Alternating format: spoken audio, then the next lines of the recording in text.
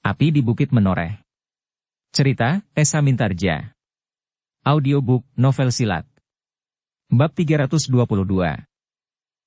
Tetapi Raden Rangga sendiri hampir saja mencegahnya. Namun akhirnya dibiarkannya Kiai Gringsing mengatakan tentang dirinya. Kiai Damarmurti, berkata Kiai Gringsing. Ketahuilah, bahwa anak muda yang bertempur melawan adik seperguruanmu, Putut Wiyantu itu, adalah putra Panembahan Senapati. Putra Panembahan Senapati, Kiai Damarmurti sangat terkejut. Ya. Anak muda itu adalah putra Panembahan Senapati yang bernama Raden Rangga, jawab Kiai Gringsing. Yang seorang, bertanya Kiai Damarmurti. Yang seorang adalah Gelagah Putih. Adik sepupu dan sekaligus murid Agung Sedayu. Aku tidak tahu apakah kalian mengenal Agung Sedayu atau tidak. Namun yang barangkali kalian dapat langsung mengenalinya, guru yang lain dari Gelagah Putih adalah Ki Jayaraga. Kiai Damarmurti termangu-mangu. Namun kemudian Kiai Gringsing pun telah menunjuk Ki Jayaraga yang berdiri beberapa langkah di sebelahnya. Oh, Kiai Damarmurti menarik nafas dalam-dalam. Ternyata bahwa salah seorang dari ketiga orang yang pernah bertemu dengan murid-muridnya adalah seorang guru yang tentu memiliki kemampuan yang sangat tinggi, karena muridnya telah berhasil mengalahkan adik seperguruannya. Menilik sikap Putut Pideksa, maka anak muda yang bernama Gelagah Putih itu tentu memiliki kemampuan untuk memanfaatkan inti panasnya api. Apalagi gurunya, berkata Kiai Damarmurti di dalam hatinya. Bahkan ia pun merasa beruntung bahwa ia sendiri tidak melibatkan diri dalam pertarungan yang kurang seimbang itu.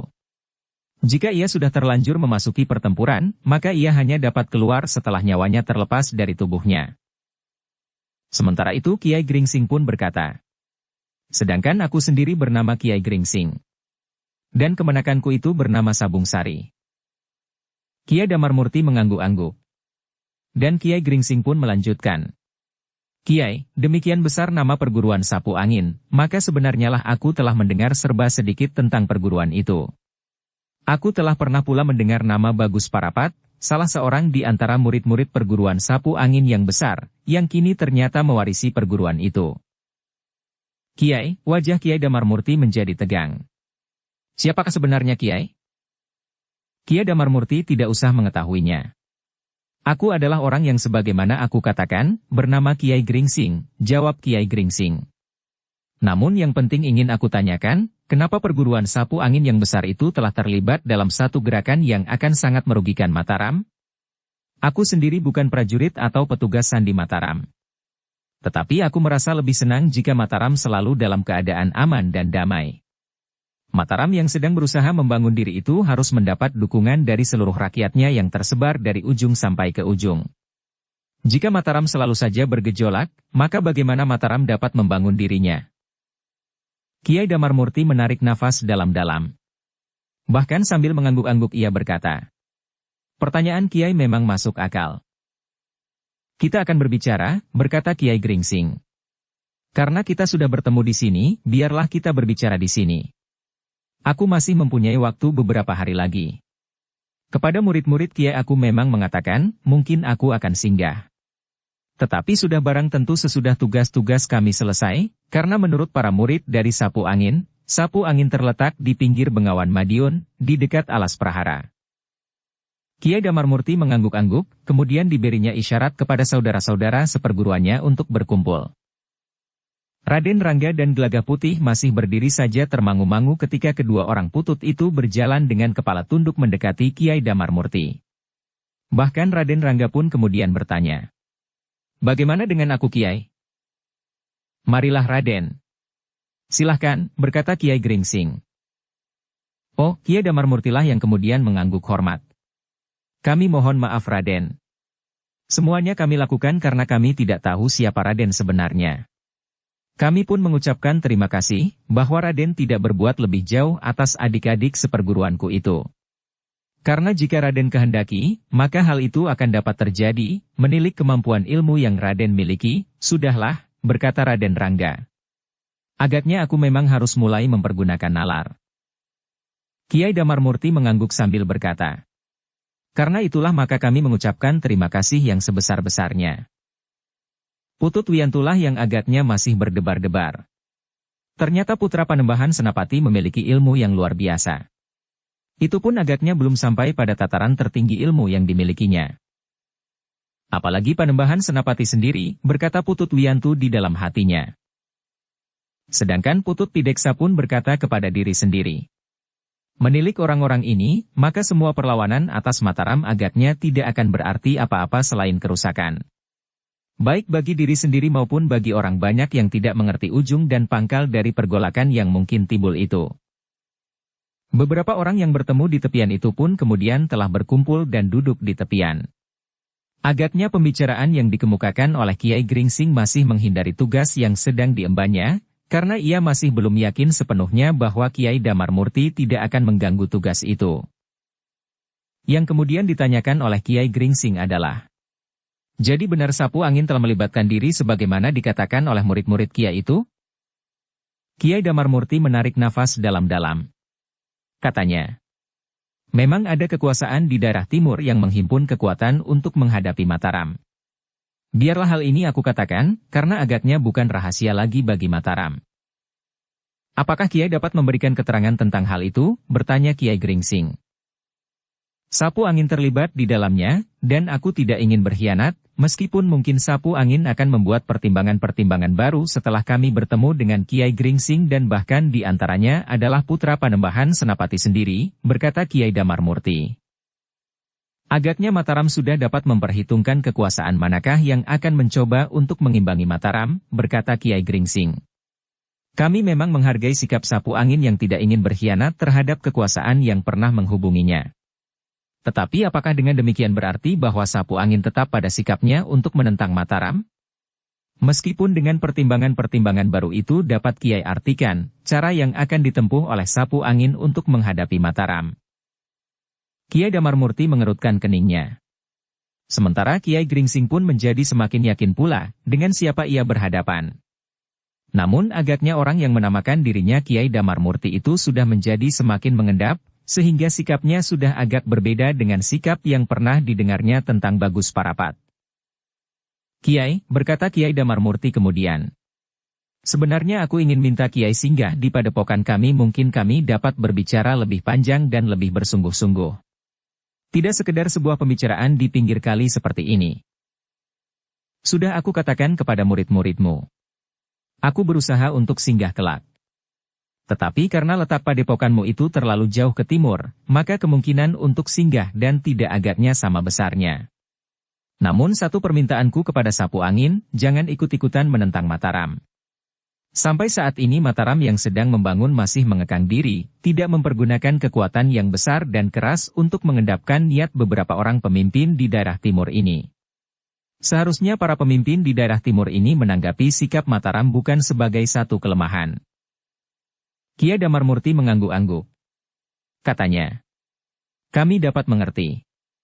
Kami pun dapat membayangkan bahwa di Mataram memang terdapat kekuatan yang cukup besar untuk menghadapi kekuatan di daerah timur ini. Bahkan orang-orang yang berilmu tinggi pun cukup banyak terdapat di Mataram. Tetapi agaknya satu peringatan yang penting bagi Mataram adalah, bahwa di daerah timur, beberapa orang memiliki kelebihan yang agaknya sulit dicari imbangannya. Mungkin Panembahan Senapati sendiri akan mampu mengimbanginya. Tetapi sampai berapa jauh kemungkinan-kemungkinan yang dapat dilakukan oleh Panembahan Senapati sendiri sebagai seorang pemimpin tertinggi di Mataram? Jika ia turun ke medan, berarti bahwa tidak ada orang lain lagi yang pantas diturunkan ke medan perang. Aku mengerti maksudmu, berkata Kiai Gringsing, tetapi jangan lupa bahwa beberapa keluarga Panembahan Senapati yang memegang pimpinan sebagai adipati di beberapa kadipaten, adalah orang-orang yang tidak terkalahkan. Aku pun ingin mengingatkan kepada para penguasa di daerah timur, jika kau berkesempatan untuk bertemu lagi dengan mereka, bahwa Adipati Pajang, Adipati Jipang, Demak, dan lebih-lebih lagi Pati, adalah orang-orang yang jarang ada duanya di tanah ini. Sementara itu, beberapa padepokan yang dilibatkan dalam rencana untuk melawan Mataram akan dapat dihadapi oleh beberapa lingkungan kecil di Mataram, di Pajang dan dari Pati. Beberapa tanah perdikan yang kuat, dan bahkan orang-orang yang selama ini tersembunyi. Kiai Damar Murti mengangguk-angguk. Sementara itu Kiai Gringsing pun berkata, tidak banyak gunanya kekuasaan di daerah timur ini memanfaatkan kekuatan beberapa perguruan seperti Nagaraga, Watu Gulung, kini sapu angin, dan mungkin ada beberapa kekuatan yang lain. Kiai Damarmurti menarik nafas dalam-dalam. Sementara Kiai Gringsing berkata selanjutnya. Untuk memenuhi kesediaan beberapa padepokan yang nampaknya justru saling bersaing itu, maka beberapa padepokan tidak segan-segan berhubungan dengan kelompok-kelompok orang yang disebut gegeduk dan semacamnya. Agaknya memang begitu Kiai, berkata Kiai Damarmurti. Ternyata sudah banyak yang kalian ketahui. Karena itu, sekali lagi kami ingin mempersilahkan kalian singgah. Seperti yang sudah aku katakan. Satu kemungkinan. Tetapi aku tidak pasti, jawab Kiai Gringsing. Dan sekarang, apakah yang akan Kiai kerjakan? Bertanya Kiai Damarmurti. Tidak apa-apa. Kami hanya sekedar mencari Raden Rangga dan Gelagah Putih, jawab Kiai Gringsing. Setelah bertemu, bertanya Kiai Damarmurti pula. Beristirahat di sini, jawab Kiai Gringsing. Kiai Damarmurti menarik nafas dalam-dalam. Tetapi ia tidak dapat memaksa Kiai Gringsing mengatakan, apakah keperluannya datang ke timur. Namun ternyata Kiai Gringsing itu berkata, Kiai Damarmurti, yang memimpin perguruan sapu angin yang sudah mempunyai nama sejak lama. Aku tetap berharap bahwa kau tidak melibatkan diri lebih jauh. Semisal seorang yang ingin menebang pohon yang besar, maka tentu akan dipotong dahan-dahannya lebih dahulu. Baru kemudian pokok batangnya akan dirobohkannya pula. Kiai Damarmurti mengangguk-angguk. Katanya, aku mengerti Kiai. Tugas Kiai sekarang agaknya juga dalam rangka memotong dahan-dahan kayu itu. Satu kerja yang bijaksana. Kau ingin mengatakan bahwa Mataram tidak mempunyai kekuatan untuk langsung merobohkan batangnya, bertanya Kiai Gringsing. Bukan. Sama sekali bukan, jawab Kiai Damarmurti. Justru sebaliknya. Aku memuji kesabaran Panembahan Senapati. Sebagaimana orang-orangnya yang dikirimkannya untuk menyelesaikan tugas besarnya, Panembahan Senapati tidak nampak tergesa-gesa, meskipun agaknya Panembahan Senapati sudah banyak mengetahui tentang gejolak di daerah timur ini, yang memang sudah mulai sejak waktu yang agak lama. Kiai Gringsing menarik nafas dalam-dalam. Agaknya orang yang menyebut dirinya Damarmurti ini sudah mau lebih banyak berpikir daripada mengikuti perasaannya. Kiai, berkata Damarmurti selanjutnya. Aku akan memikirkan pembicaraan ini, meskipun aku belum dapat mengatakan apa-apa. Terserah kepadamu, berkata Kiai Gringsing. Aku hanya memberikan bahan-bahan pertimbangan. Kiai Damarmurti pun kemudian telah minta diri untuk meninggalkan tempat itu bersama adik-adik seperguruannya. Meskipun nampaknya ia cenderung untuk melepaskan diri dari ikatan yang pernah dibuatnya dengan kekuasaan beberapa orang adipati di daerah timur, namun ternyata bahwa sisa-sisa kesombongannya masih ada pada orang yang menyebut dirinya Kiai Damarmurti itu. Hampir saja, desis Raden Rangga setelah Kiai Damarmurti pergi. Kesombongannya masih melekat di hatinya, sahut Kiai Gringsing. Tetapi ia sudah banyak sekali berubah. Meskipun dengan sombong ia masih merasa harus diturut perintahnya oleh setiap orang, namun kenyataan-kenyataan yang terjadi atas padepokannya, murid-muridnya, adik-adik seperguruannya dan dirinya sendiri, telah banyak merubah sikapnya. Aku tadi merasa cemas bahwa Kiai Damarmurti masih akan bertahan dalam kesombongannya dan tidak membiarkan adik-adik seperguruannya menghentikan perlawanan. Nah, berkata Sabung Sari kemudian. Rasa-rasanya aku dapat bernafas sekarang. Hampir saja aku tidak dapat menahan diri melihat sikapnya. Ki Jayaraga tersenyum. Katanya.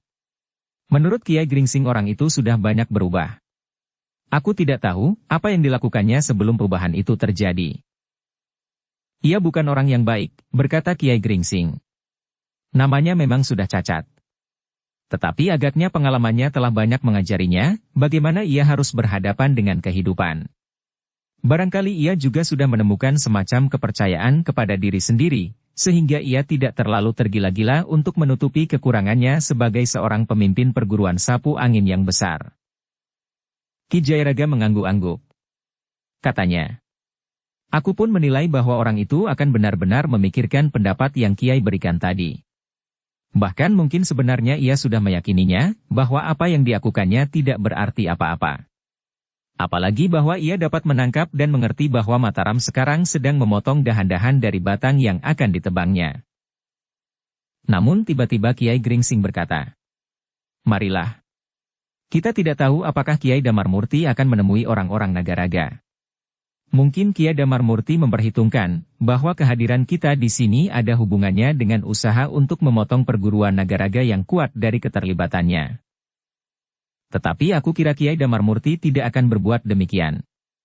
Justru ia akan merasa kehilangan saingannya jika Nagaraga dihancurkan," berkata Ki Jayaraga. "Tetapi kita memang wajib memperhitungkan segala kemungkinan," sahut Sabung Sari. "Karena itu, setelah kita bertemu dengan Raden Rangga dan Gelagah Putih, maka sebaiknya kita pun mendekati sasaran. Kita akan mengikuti jalur Kalilanang," berkata Raden Rangga. Menurut keterangan orang tua yang sedang mencari ikan itu, orang-orang Nagaraga mengikuti arah kepergian seekor ular naga. "Ya," jawab Kiai Gringsing. "Kita akan mengikutinya. Tetapi sampai tempat tertentu, kita akan berkumpul dengan orang-orang lain yang berangkat bersama-sama dari Mataram." "Entahlah," desis Raden Rangga. "Tetapi yang penting kita berjalan sekarang." Kiai Gringsing mengerutkan keningnya. Tetapi ia masih berharap bahwa Raden Rangga dan Gelagah Putih masih akan dapat dikendalikannya. Demikianlah, mereka pun melanjutkan perjalanan mengikuti jalur sungai searah dengan arus. Meskipun tidak jelas, namun mereka masih dapat melihat jejak seekor ular naga yang menelusuri sungai itu. Iring-iringan yang kemudian menjadi 5 orang itu bergerak perlahan-lahan di tepian berpasir dan di antara batu-batu berserakan. Kiai Gringsing yang mendapat beberapa keterangan tentang padepokan Nagaraga itu pun sempat menyampaikannya pula kepada Raden Rangga. Namun agaknya Raden Rangga lebih senang terhadap penemuannya sendiri, sehingga ia pun berkata, "Kiai, ternyata tanpa petunjuk itu, kami berdua sudah menemukan arah menuju ke perguruan Nagaraga. Seandainya Kiai Gringsing, Ki Jayaraga dan Sabung Sari tidak kemari, maka aku pun akan berhasil menunaikan tugas ini sebagaimana diperintahkan oleh Ayahanda." Kiai Gringsing tersenyum. Katanya, "Ya Raden. Agaknya Raden memang akan berhasil. Sebentar lagi Raden akan menemukan padepokan itu, yang sudah Raden dapatkan arahnya hampir pasti. Namun kami mengemban tugas lain, Raden. Kami tidak sekedar bertugas untuk menemukan padepokan Nagaraga. Tetapi kami harus memotong salah satu dahan, sebagaimana aku katakan." Dengan sekelompok prajurit, bertanya Raden Rangga. "Ya." Dengan sekelompok prajurit, jawab Kiai Gringsing. "Karena menurut keterangan yang kami dapatkan, orang-orang Nagaraga memang mempunyai kekuatan yang cukup." Raden Rangga mengangguk-angguk. Katanya, "Aku kira keterangan itu benar.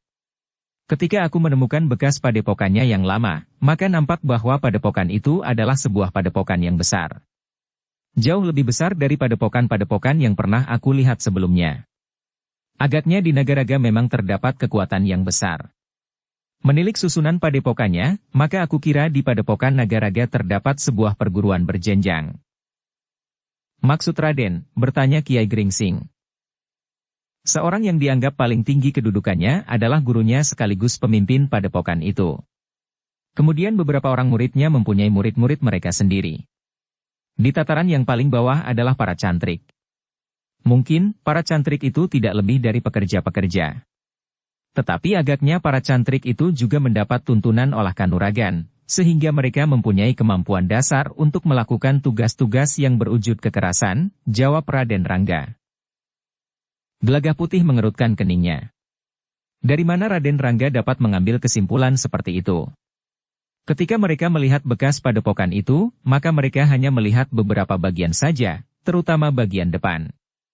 Pendapa yang masih kokoh. Tiang-tiang yang berukir dengan ciri-ciri yang dapat dihubungkan dengan ciri-ciri orang-orang Nagaraga. Tetapi mereka sama sekali tidak melihat susunan sebagaimana dikatakan oleh Raden Rangga itu. Karena itu, maka Gelagah Putih pun bertanya, "Raden, kenapa Raden tidak memberitahukan kepadaku atas kesimpulan Raden itu pada saat kita berada di padepokan itu?" Raden Rangga justru termangu-mangu. Sejenak ia berpikir. Lalu katanya, "Bukankah kita mempersoalkannya pada waktu itu?" "Maksud Raden?" bertanya Gelagah Putih. "Bukankah kita sempat melihat bagian-bagian yang terpisah di padepokan itu? Semacam padepokan-padepokan yang lebih kecil yang seakan-akan terpisah yang satu dengan yang lain," jawab Raden Rangga. Bukankah kita melihat sebuah sanggar yang besar yang ada di tengah-tengah padepokan itu? Namun juga di setiap bagian dari padepokan itu terdapat sanggar-sanggar kecil. Kemudian seakan-akan di bagian belakang dari padepokan itu kita melihat sebuah sanggar terbuka. Sanggar yang dapat dipergunakan untuk mengadakan latihan bersama dalam jumlah yang banyak. Kapan kita melihatnya itu semuanya, Raden? Bukankah kita waktu itu tergesa-gesa? Kita memang melihat beberapa bagian dari padepokan itu. Kita memang melihat beberapa ekor ular yang menyusup di antara reruntuhan dan tetumbuhan liar yang kemudian tumbuh di seluruh padepokan itu. Memang kita dapat membayangkan padepokan itu sebagai sebuah padepokan yang besar. Tetapi kita tidak melihat sampai ke bagian-bagian yang kecil itu, Raden. Kita tidak melihat sanggar yang besar, kemudian sanggar-sanggar yang lebih kecil dan sanggar terbuka, sebagaimana Raden katakan, berkata Gelagah Putih.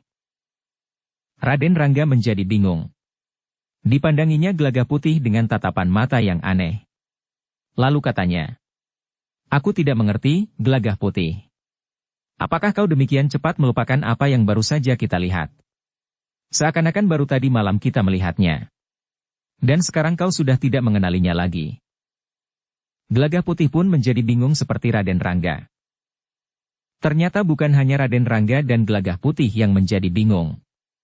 Kiai Gringsing, Ki Jayaraga dan Sabung Sari menjadi heran pula. Raden Rangga itu tidak pernah terpisah dari Gelagah Putih menurut cerita mereka berdua. Namun mereka dapat mempunyai penglihatan dan pengalaman yang berbeda. Menilik sikap, sorot mata dan kata-kata mereka, maka kedua-duanya menunjukkan sikap yang jujur dan tidak dibuat-buat. Mereka pun tidak sedang berkelakar, meskipun hal seperti itu sering dilakukan oleh Raden Rangga. "Memang aneh," berkata Kiai Gringsing. "Bagaimana mungkin kalian berdua mempunyai penglihatan yang berbeda atas padepokan itu? Tetapi apakah kalian memilih sasaran yang berbeda saat kalian memasuki bekas padepokan itu?" "Tidak," jawab Gelagah Putih. "Kami selalu berdua." "Ya. Kami selalu bersama-sama," jawab Raden Rangga. Ki Jayaraga menggeleng-gelengkan kepalanya. Katanya, "Apakah padepokan itu kemudian dipergunakan oleh sekelompok siluman yang mampu memberikan penglihatan yang berbeda terhadap kalian berdua di padepokan itu?" Raden Rangga benar-benar merasakan sesuatu yang aneh telah terjadi. Demikian pula Gelagah Putih. Ia sama sekali tidak melihat apa yang dikatakan oleh Raden Rangga itu secara terperinci. Jika Raden Rangga sekedar mengira-kirakan bangunan yang nampak, memang mungkin. Tetapi tentu tidak demikian jelas. "Raden," berkata Kiai Gringsing kemudian. "Kapan Raden melihat keseluruhan bangunan padepokan Nagaraga itu?" Raden Rangga mulai berpikir dengan sungguh-sungguh. Tiba-tiba ia bertanya kepada Gelagah Putih. "Kapan kita pergi ke padepokan itu?" "Rasa-rasanya baru semalam aku melihatnya." "Bersama aku," jawab Gelagah Putih. Raden Rangga tiba-tiba menarik nafas dalam-dalam.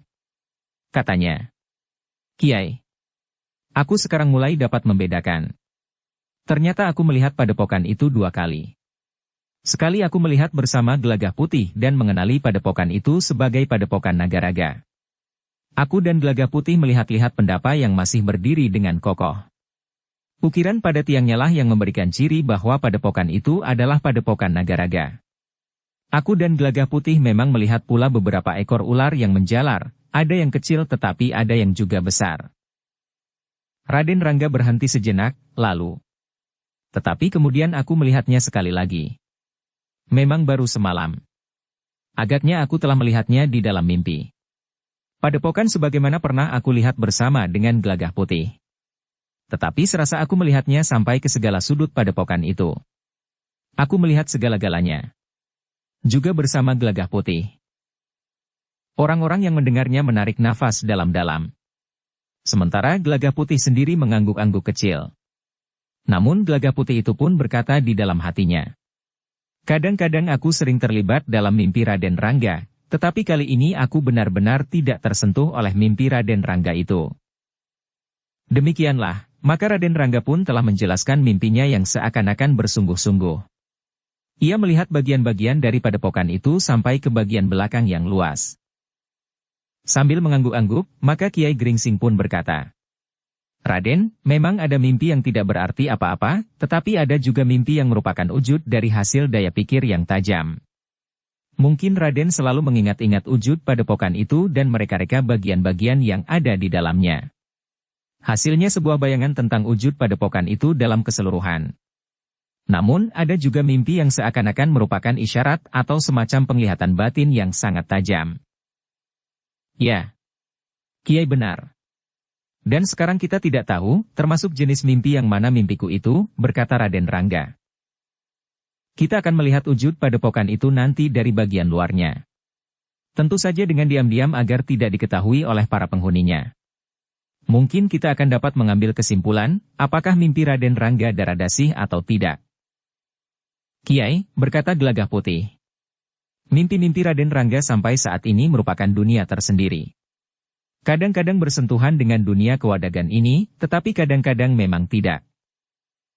Karena itu, kita masih akan melihatnya kelak, jawab Kiai Gringsing.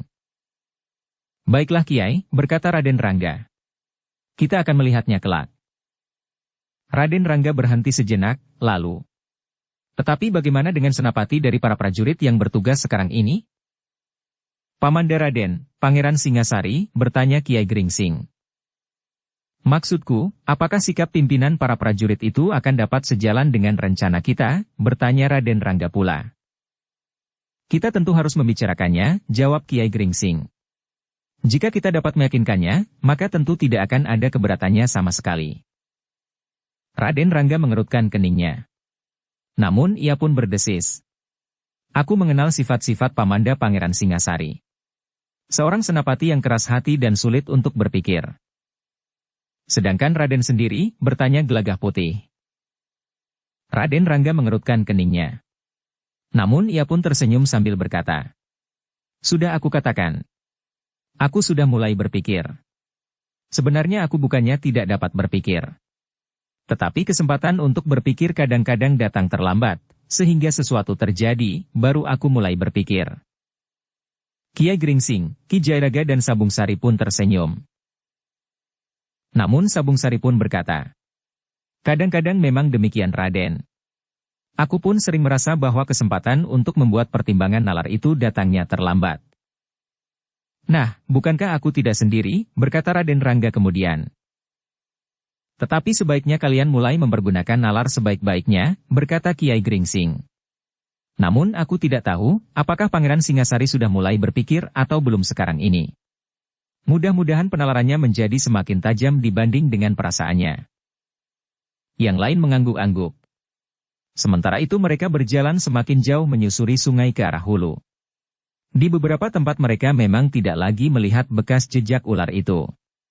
Namun tiba-tiba mereka sempat mengenalinya kembali. Demikianlah, mereka mempergunakan hari itu untuk mencapai jarak yang sejauh-jauhnya. Waktu mereka memang tinggal sedikit. Mereka sudah harus mendekati tempat yang sudah disepakati sesuai dengan ancar-ancar yang pernah mereka dapatkan di Mataram. Namun menurut perhitungan Kiai Gringsing, mereka masih belum memasuki hari terakhir, sehingga setidak-tidaknya mereka masih mempunyai waktu yang cukup untuk mencapai tempat yang ditentukan itu. Dalam pada itu, maka sesuai dengan keterangan yang mereka terima, maka jejak ular itu pada suatu saat tidak lagi nampak di sungai itu. Tetapi mereka melihat jalur yang memberikan isyarat bahwa ular naga yang mereka telusuri itu naik ke atas tebing dan kemudian bergerak menyusuri padang perdu. Bekas yang mereka ikuti itu seakan-akan telah hilang sama sekali. Namun agak jauh di hadapan mereka terdapat gumuk-gumuk kecil. Menurut keterangan yang diperoleh di Mataram, maka mereka memang akan berkumpul di sekitar sebuah gumuk di antara gumuk-gumuk kecil itu, yang dindingnya agak keputih-putihan. Di depan dinding tegak yang menghadap ke barat, para perwira dari Mataram itu akan berkumpul. Mungkin ular itu memang menuju ke gumuk-gumuk kecil itu, berkata Raden Rangga. Mungkin, sahut Kiai Gringsing. Tetapi wajar sekali jika jejaknya sudah hilang sama sekali. Ular itu memang sudah agak lama berpindah tempat. Seandainya di sepanjang sungai itu tidak banyak terdapat bebatuan dan kita memang belum mendapat keterangan bahwa ular itu memang menelusuri sungai dan kemudian memanjat naik, kita tidak akan segera dapat mengenali jejak yang hampir terhapus itu. Raden Rangga mengangguk-angguk. Tetapi kemudian katanya, bagaimana dengan orang-orang Nagaraga? Jika kita memperkirakan padepokan mereka berada di antara beberapa gumuk kecil itu, maka kedatangan kita tentu akan diketahuinya. Raden, berkata Kiai Gringsing. Kita sepakat bahwa kita akan mendekati tempat itu hanya di malam hari. Sementara itu, padepokan Nagaraga berada di ujung sebuah hutan. Kita harus menemukan tempat itu. Di dekatnya terdapat sebuah goa tempat seekor ular naga bersembunyi. Ular naga yang dianggap dapat memberikan kekuatan dan kelebihan bagi orang-orang Nagaraga. Raden Rangga mengangguk-angguk. Agaknya mereka memang harus mencari. Meskipun demikian, lingkungan pencarian itu sudah dibatasi, tidak sebagaimana saat-saat ia harus berangkat ke timur yang sama sekali tidak dibekali keterangan apapun juga. Namun mereka akan bertemu di tempat yang ditentukan dan mereka hanya akan mendekati tempat itu di malam hari, agar tidak mudah terlihat oleh orang-orang Nagaraga. Karena itu, maka mereka harus memperlambat perjalanan mereka.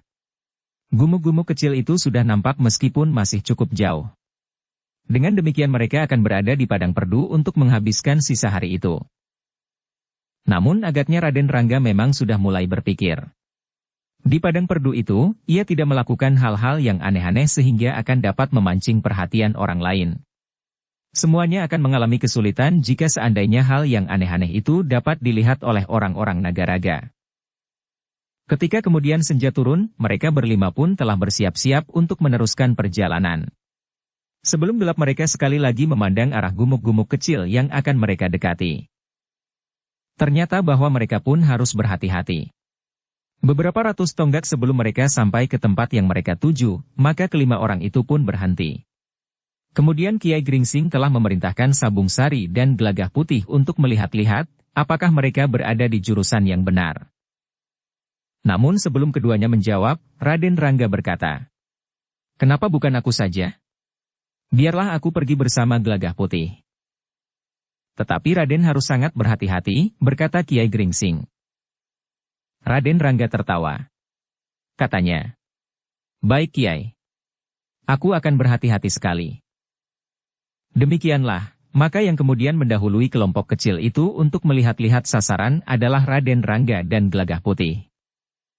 Sebenarnya lah bahwa mereka menemukan beberapa ciri yang dikatakan.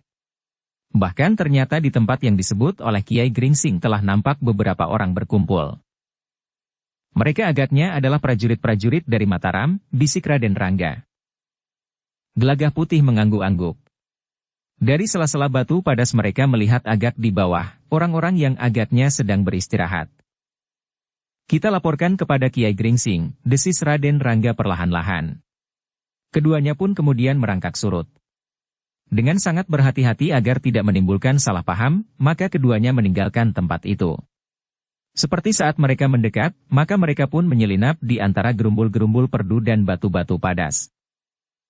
Demikian mereka kembali ke tempat Kiai Gringsing menunggu. Raden Rangga berkata, "Kiai, di hadapan dinding tegak yang agak keputih-putihan itu memang sudah berkumpul beberapa orang. Mungkin mereka adalah orang-orang Mataram, menilik sikap dan tingkah laku mereka." Kiai Gringsing mengangguk-angguk. Katanya, "Jika demikian, kita pun akan pergi ke tempat itu. Meskipun demikian kita harus tetap berhati-hati. Banyak kemungkinan dapat terjadi, karena kita memang sudah berada di lingkungan padepokan yang kita cari."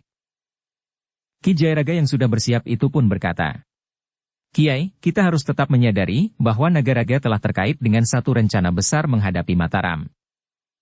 Kiai Gringsing menarik nafas dalam-dalam. Sambil mengangguk-angguk ia berkata, "Memang Ki Jayaraga. Nagaraga tidak berdiri sendiri, sebagaimana Watu Gulung dan Sapu Angin serta tentu ada beberapa padepokan yang lain. Di samping itu, persoalan yang terjadi antara daerah timur dan Mataram ini telah menyangkut beberapa kadipaten." Ki Jayaraga menarik nafas dalam-dalam. Agaknya awan yang telah membentang di atas Madiun semakin lama menjadi semakin tebal. Jika angin tidak bertiup menghembus awan itu ke laut, maka akan terjadi pertumpahan darah antara Mataram dan beberapa kadipaten di daerah timur. Sementara itu maka Kiai Gringsing pun berkata, "Ki Jayaraga, kita memang sedang memotong dahan-dahannya sebelum menumbangkan batang." Ki Jayaraga mengangguk-angguk kecil sambil bergumam. Meskipun tugas memotong dahan-dahannya itu tidak lebih mudah dari menebang batangnya. Kiai, jika hubungan antara padepokan ini dengan Madiun menjadi semakin akrab, maka mungkin Madiun tidak akan membiarkan padepokan Nagaraga mengalami kesulitan. Maksud Ki Jayaraga, mungkin di padepokan itu juga terdapat para prajurit atau kekuatan lain dari Madiun, justru setelah Nagaraga gagal membunuh Panembahan Senapati, berkata Kiai Gringsing. Begitulah. Ternyata bahwa Nagaraga tidak mengulangi usahanya. Mungkin Nagaraga justru mempersiapkan diri untuk satu perjuangan yang lain bersama dengan Madiun dan beberapa adipati yang menentang Mataram, desis Ki Jayaraga. Kiai Gringsing menarik nafas dalam-dalam. Dengan nada rendah ia berkata, memang mungkin sekali. Namun sungguh memprihatinkan. Madiun yang merasa keturunan langsung dari Demak itu merasa berhak pula atas tahta yang telah berpindah dari Pajang ke Mataram. Jika persoalan seperti itu masih saja berulang, maka tidak akan terdapat kedamaian di atas tanah ini. Seorang raja yang mempunyai beberapa orang anak, pada akhirnya saling berebut tahta. Tetapi agaknya Panembahan Madiun merasa bahwa Panembahan Senapati bukan seorang dari garis keturunan Demak, berkata Ki Jayaraga. Itulah yang memprihatinkan, jawab Kiai Gringsing. Sementara itu Panembahan Senapati telah mendapat restu, langsung atau tidak langsung, dari Sultan Pajang sendiri, yang oleh beberapa pihak disebut sebagai satu langkah pemberontakan. Permasalahan yang kalut dan hubungan yang tidak rancak serta pembicaraan yang kabur telah membuat jarak antara Mataram dan Madiun semakin jauh. Ki Jayaraga mengangguk-angguk pula. Katanya. Tetapi padepokan-padepokan yang melibatkan diri kadang-kadang justru mempunyai kepentingan yang lain. Kiai Gringsing menarik nafas dalam-dalam. Sementara itu Sabung Sarilah yang menyahut. Ya Kiai. Orang-orang padepokan-padepokan yang tersebar itu ada yang dengan sengaja memanfaatkan keadaan. Yang mereka lakukan justru bagi kepentingan mereka sendiri. Seolah-olah mereka mendapat pengesahan untuk melakukan tindakan-tindakan yang tidak terpuji. Sehingga kesediaan mereka bekerja sama dengan Madiun adalah semata-mata untuk kedok saja. Padahal, sulit bagi kita untuk membedakan, padepokan dan golongan yang manakah yang memang mempunyai niat sejalan dengan Madiun, dan yang manakah yang memanfaatkan setiap perkembangan keadaan untuk kepentingan diri sendiri. Meskipun keduanya dapat dianggap bersalah terhadap Mataram, namun mereka yang memanfaatkan keadaan bagi kepentingan sendiri telah melakukan kesalahan ganda, berkata Kiai Gringsing. Sabung Sari dan Ki Jayaraga mengangguk-angguk. Sementara itu Raden Rangga pun bertanya. Kapan kita akan menggabungkan diri dengan mereka? Kiai Gringsing tersenyum. Lalu katanya. Marilah. Kita akan pergi sekarang. Demikianlah mereka berlima telah berjalan dengan sangat berhati-hati mendekati tempat yang dikatakan oleh Raden Rangga. Untuk tidak menimbulkan salah paham, maka ketika mereka sudah menjadi semakin dekat, maka Kiai Gringsinglah yang pertama-tama muncul, justru mendekati dua orang yang bertugas berjaga-jaga. Ujung-ujung tombak pun segera merunduk. Namun Kiai Gringsing berdesis. Aku Kisanak. Kiai Gringsing. Kedua orang yang bertugas itu pun kemudian mengangkat kembali ujung tombaknya. Mereka memang sudah mengenal Kiai Gringsing. Karena itu, maka seorang di antara mereka bertanya. Apakah Kiai sendiri? Tidak, jawab Kiai Gringsing. Kami datang berlima. Berlima? Siapa saja? Bertanya petugas itu. Kiai Gringsing menarik nafas dalam-dalam. Namun kemudian katanya. Aku akan memanggil mereka. Aku tidak mau terjadi salah paham jika kami bergerombol mendatangi penjagaan ini. Silahkan Kiai, sahut penjaga itu. Kiai Gringsing pun kemudian memanggil keempat orang yang lain, termasuk Raden Rangga dan Gelagah Putih. Ketika mereka mendekati kedua orang petugas itu, maka keduanya terkejut ketika mereka melihat Raden Rangga. Seorang di antara mereka berkata, ternyata Kiai bertemu dengan Raden Rangga. Ya, jawab Kiai Gringsing. Hanya kebetulan. Penjaga itu mengangguk-angguk. Tetapi ia tidak bertanya lebih lanjut. Namun ketika Raden Rangga berjalan di depannya, maka anak muda itu telah menepuk bahunya sambil bertanya.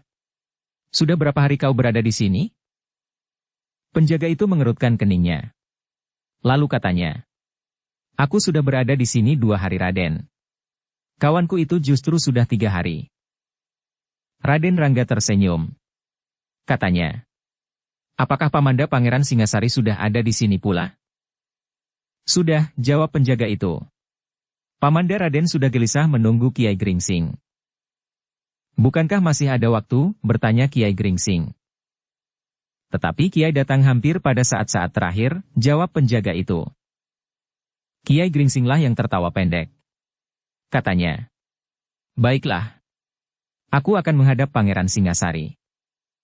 Bersama Ki Jayaraga, Sabung Sari dan diikuti oleh Raden Rangga dan Gelagah Putih, mereka pun telah memasuki lingkungan perkemahan orang-orang Mataram itu. Seorang di antara para penjaga itu telah membawa mereka menghadap Pangeran Singasari. Tetapi penjaga itu telah menyerahkan mereka kepada seorang perwira, yang juga sedang bertugas di perkemahan itu. Pangeran Singasari sudah gelisah, berkata perwira itu. Jika besok Kiai tidak datang maka pasukan ini akan bergerak tanpa menunggu Kiai. Kiai Gringsing mengerutkan keningnya. Nadanya seperti petugas yang berjaga-jaga di luar perkemahan. Karena itu, Kiai Gringsing mengambil kesimpulan bahwa sikap Pangeran Singasari itu sudah dinyatakan oleh setiap orang yang ada di perkemahan itu. Karena itu, maka Kiai Gringsing pun berkata, baiklah. Aku ingin menghadap. Sebaiknya Kiai menghadap sendiri, berkata perwira itu. Yang lain menunggu di sini. Aku datang bersama Raden Rangga, berkata Kiai Gringsing kemudian. Raden Rangga, ulang perwira itu sambil mengamati orang-orang yang berada beberapa langkah daripadanya dalam kegelapan. Agaknya Raden Rangga memang sengaja tidak mendekat. Ia berdiri di antara 4 orang yang datang bersamanya. Ya, jawab Kiai Gringsing. Aku datang bersama Raden Rangga. Bukankah Pangeran Singasari sudah mengetahui bahwa aku berusaha untuk bertemu dengan Raden Rangga dan Gelagah Putih yang sudah mendahului kita? Perwira itu menarik nafas dalam-dalam. Namun kemudian katanya, tetapi sebaiknya Kiai sajalah yang menghadap. Kiai Gringsing tidak mempersoalkannya lagi. Ia pun kemudian memberi isyarat kepada yang lain untuk menunggu. Ia akan pergi menghadap Pangeran Singasari yang berada di balik gerumbul-gerumbul perdu, dalam lingkungan yang seakan-akan terpisah dari para prajurit yang lain, kecuali orang-orang tertentu yang memang dikehendakinya. Ketika ia kemudian menyusup di antara beberapa gerumbul, maka ia pun telah memasuki satu lingkungan tersendiri. Meskipun tempat itu sama gelapnya dengan bagian perkemahan yang lain, namun agaknya tempat itu memang disediakan khusus bagi Pangeran Singasari. Di tempat itu terdapat tikar yang sudah terbentang. Beberapa mangkuk berisi minuman dan makanan yang khusus disediakan bagi Pangeran Singasari dan 2 orang perwira terdekatnya. Siapa? Bertanya Pangeran Singasari ketika ia melihat sesosok bayangan mendekat. Aku Pangeran, Kiai Gringsing, jawab Kiai Gringsing. Oh, desis Pangeran Singasari. Aku kira kau tidak akan bergabung lagi dengan kami. Kiai Gringsing mengerutkan keningnya. Namun kemudian ia pun menjawab. Tetapi bukankah batas waktunya masih belum habis malam ini? Aku tidak peduli dengan batas waktu. Jika kita memang sudah siap, serta memperhitungkan gerakan sasaran, maka aku dapat mengambil kebijaksanaan yang lain, jawab Pangeran Singasari. Tetapi bukankah itu belum Pangeran lakukan, bertanya Kiai Gringsing. Kau melihat sendiri, Pangeran Singasari agak menjadi keras. Jika sudah aku lakukan, buat apa kau datang kemari? Kiai Gringsing menarik nafas dalam-dalam. Namun ia masih tetap berdiri di tempatnya. Marilah, duduklah, Pangeran Singasari kemudian mempersilahkan. Kemana Kiai selama ini? Kiai Gringsing pun kemudian duduk pula bersama 2 orang perwira yang lain. Kemudian jawabnya. Aku mencari Raden Rangga dan Gelagah Putih yang sudah berangkat lebih dahulu. Bukankah hal ini juga sudah Pangeran ketahui? Persetan dengan Rangga, geram Pangeran Singasari. Anak yang tidak tahu adat itu tidak aku perlukan. Tetapi mereka juga mengemban tugas dari Panembahan Senapati, jawab Kiai Gringsing. Dan sekarang, aku telah menemukannya. Jadi Kiai bawa anak itu kemari, bertanya Pangeran Singasari. Iya Pangeran. Biarlah kedua anak muda itu memperkuat pasukan kecil ini daripada mereka melakukan langkah sendiri yang barangkali justru akan mengganggu, berkata Kiai Gringsing. Memperkuat pasukan ini, bertanya Pangeran Singasari. Apa yang dapat dilakukan oleh anak-anak bengal itu? Rangga hanya dapat mengacaukan semua rencana yang sudah tersusun dan bertindak sendiri sesuka hati. Ia mengira bahwa ia mempunyai kemampuan yang pantas untuk berbuat demikian. Sedangkan kawannya itu apalagi? Ia tentu hanya ikut-ikutan saja sebagaimana dilakukan oleh Rangga. Kiai Gringsing menarik nafas dalam-dalam. Ia memang sudah menduga bahwa Pangeran Singasari merasa tidak memerlukan Raden Rangga dalam tugasnya ini. Bahkan mungkin bagi Pangeran Singasari, Raden Rangga justru akan dapat mengganggu rencana-rencana yang sudah disusunnya. Namun Kiai Gringsing masih juga berkata, "Pangeran, bukankah sejak semula sudah aku katakan bahwa aku akan mencari Raden Rangga? Sejak semula aku pun tidak memperhitungkan Kiai dan kawan-kawan Kiai itu," berkata Pangeran Singasari. "Aku lebih senang jika Kiai asyik mencari Rangga dan kawannya dan tidak kembali ke pasukan ini. Dengan demikian kami akan dapat melakukan tugas ini dengan murni. Hanya para prajurit Mataram." "Pangeran," desis Kiai Gringsing. "Kenapa Pangeran bersikap seperti itu?" "Aku tidak mengerti maksud Kakanda Panembahan Senapati," jawab Pangeran Singasari. "Kenapa Kakanda Panembahan memerintahkan Kiai ikut dalam pasukan ini, seakan-akan di Mataram tidak ada orang yang mampu menyelesaikan tugas ini dengan baik?" "Pangeran," desis Kiai Gringsing. "Apapun persoalan di dalam diri Pangeran, namun Panembahan Senapati telah memerintahkan aku, Ki Jayaraga dan Sabung Sari, juga seorang prajurit Mataram yang berada di Jati Anom, untuk ikut dalam pasukan ini. Tentu Pangeran juga mendengar perintah itu. Panembahan Senapati memerintahkan kepada Pangeran untuk mendengarkan nasihatku. Aku tidak tahu apakah aku mampu memberikan nasihat atau tidak." "Cukup," potong Pangeran Singasari. "Aku tidak memerlukan nasihat siapapun juga. Aku juga tidak akan dapat berbuat apa-apa." "Tetapi itu perintah Panembahan Senapati," sahut Kiai Gringsing. "Nah, apakah Pangeran akan mematuhi perintah Panembahan Senapati, atau Pangeran akan menentangnya?" Pangeran tahu, menentang perintah Panembahan Senapati adalah satu pemberontakan. Wajah Pangeran Singasari menjadi tegang. Ia tidak mengira bahwa pada satu saat orang tua itu akan berkata keras terhadapnya. Namun kemudian Pangeran Singasari itu pun berkata, Kiai jangan bersandar kepada perintah Kakanda Panembahan Senapati. Di sini aku adalah Senapati yang bertanggung jawab atas keberhasilan pelaksanaan perintah Kakanda Panembahan Senapati. Segala sesuatunya di sini harus tunduk kepada perintahku. Bukankah yang mengangkat aku menjadi panglima dalam pasukan kecil ini juga Kakanda Panembahan Senapati? Tetapi apakah kebijaksanaan Pangeran sebagai panglima yang diangkat oleh Panembahan Senapati boleh bertentangan dengan perintah itu? Bertanya Kiai Gringsing. Cukup, Pangeran Singasari tiba-tiba membentak. Aku adalah panglima di sini. Aku bertanggung jawab kepada Kakanda Panembahan Senapati. Yang menilai kebijaksanaanku adalah Kakanda Panembahan Senapati. Bukan orang lain. Jadi bagaimana menurut pertimbangan Pangeran? Bertanya Kiai Gringsing kemudian. Apakah aku dan kawan-kawanku harus kembali membawa Raden Rangga dan Gelagah Putih? Atau Pangeran memerintahkan kami tetap di sini? Jika Pangeran memerintahkan kami harus kembali, maka kami akan kembali dan melapor kepada Panembahan Senapati, bahwa Pangeran tidak memerlukan kami, sebagai satu kebijaksanaan yang akan Pangeran pertanggungjawabkan terhadap Panembahan Senapati sendiri. Persetan, geram Pangeran Singasari. Aku tidak mengira bahwa orang setua Kiai masih juga tumbak cucukan. Mengadu, dan mungkin dibumbui dengan persoalan-persoalan yang tidak masuk akal. Aku menunggu perintah, desis Kiai Gringsing. Tetapi jangan menuduh yang bukan-bukan. Pangeran Singasari menjadi semakin tegang. Ternyata bahwa Kiai Gringsing pun dapat bersikap keras. Orang yang dianggapnya terlalu lembut dan bahkan lemah itu, mampu mengerutkan dahi tuanya dan memandangnya dengan tajam. Dengan suara yang mulai bergetar Pangeran Singasari berkata, "Terserah kepadamu. Apakah kau akan tetap di sini atau kembali ke Mataram? Kau bukan prajurit di bawah perintahku. Jika demikian aku akan tetap di sini, menjunjung perintah Panembahan Senapati untuk memberikan petunjuk dan nasihat kepada Pangeran. Demikian pula Raden Rangga dan Gelagah Putih akan berada dalam pasukan Pangeran," berkata Kiai Gringsing. "Kau hanya diberi wewenang untuk memberikan petunjuk dan nasihat kepadaku. Tetapi Kakanda Panembahan Senapati tidak memerintahkan kepadaku untuk tunduk kepada petunjukmu. Karena itu, seandainya Rangga dan kawannya berada di sini, aku dapat memberikan perintah apapun kepada mereka, berkata Pangeran Singasari. Aku akan menjadi saksi, apakah perintah pangeran wajar atau tidak, berkata Kiai Gringsing. Cukup.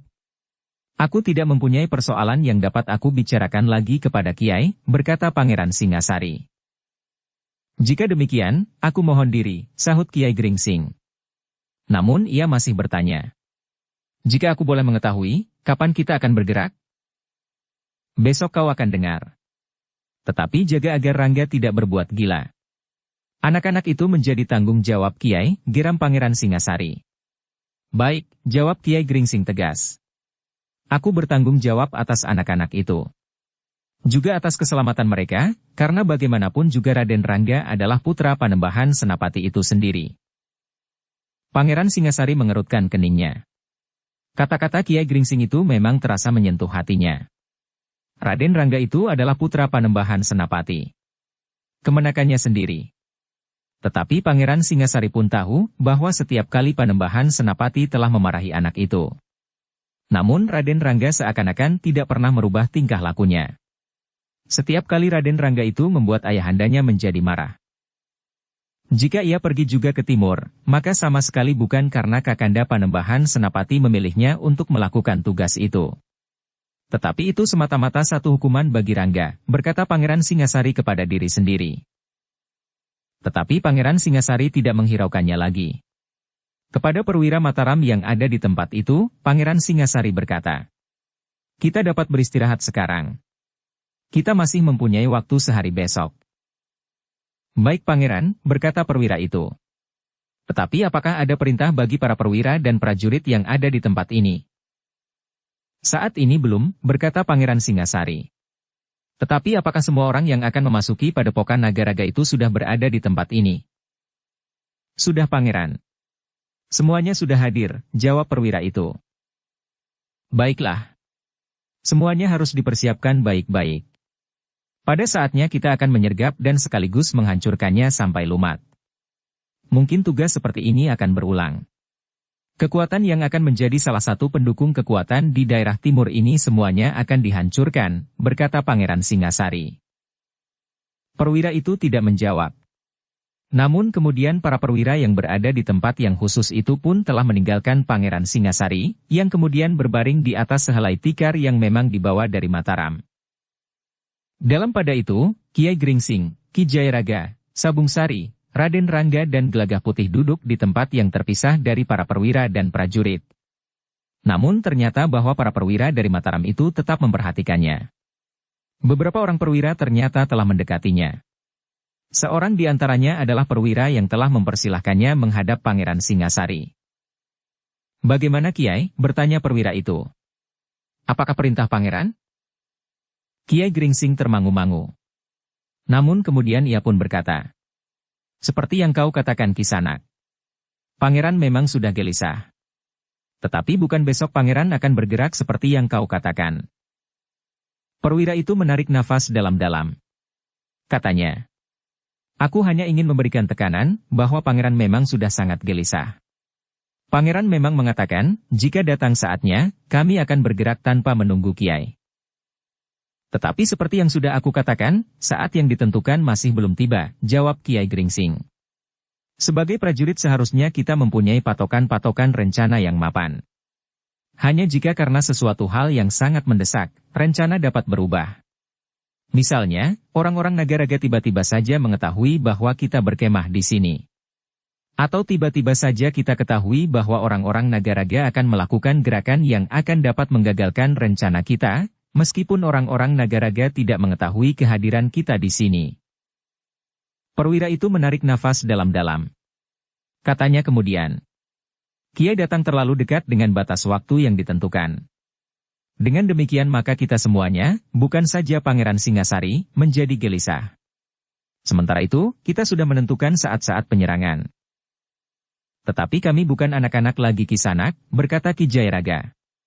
Kami sudah dapat mengatur diri. Bagaimana jika pada saatnya Kiai belum menemukan Raden Rangga? Bertanya perwira itu. Bukankah kami tahu kewajiban kami? Sabung Sarilah yang menjawab. Sebagai seorang prajurit aku harus siap untuk melakukan tugas yang direncanakan. Tegasnya, sahut Kiai Gringsing. Kami akan berada di tempat yang ditentukan dalam batas waktu yang sudah ditentukan pula. Perwira itu menarik nafas dalam-dalam. Namun kemudian katanya, baiklah. Ternyata segala sesuatunya masih dapat dikembalikan kepada rencana yang semula. Raden Ranggalah yang kemudian tertawa sambil berkata, Pamanda Pangeran Singasari memang sering bingung jika ia mengemban tugas. Apalagi tugas-tugas penting seperti ini. Ah, bukan begitu, potong Kiai Gringsing. Kiai tidak percaya, Raden Rangga justru menyahut berkepanjangan. Pamanda Singasari lebih sering duduk di serambi istananya sambil mendengarkan siul burung beo, atau barangkali burung jalak. Bahkan di istananya terdapat burung kedasih dan burung gagak. Nah, jika tiba-tiba saja ia mendapat perintah untuk memasuki medan perang, maka ada sedikit kekacauan di dalam hati Pamanda. Tentu tidak Raden, jawab Kiai Gringsing. Pamanda Raden adalah seorang pangeran yang tegas dan berpendirian keras. Raden Rangga tertawa semakin panjang meskipun ditahankannya. Namun yang tidak diduga, tiba-tiba saja Raden Rangga berkata, Kiai, bertanyalah kepada para perwira itu. Terutama perwira yang paling dekat dengan Pamanda. Jika ia jujur, ia akan tahu bahwa kekerasan dan ketegasan Pamanda Singasari, semata-mata untuk menutupi kekurangannya. Heh, siapa yang berani berkata jujur di sini? Beberapa orang perwira yang ada di tempat itu terkejut mendengar kata-kata Raden Rangga itu. Bahkan sambil mendekati para perwira itu seorang demi seorang, ia berkata, Nah, katakan. Apa yang kau ketahui tentang Pamanda Singasari? Sudahlah Raden, berkata Kiai Gringsing. Bagaimanapun juga, Pangeran Singasari adalah Pamanda Raden sendiri. Pangeran Singasari adalah seorang yang memiliki pengalaman yang luas dan pandangan jauh ke depan.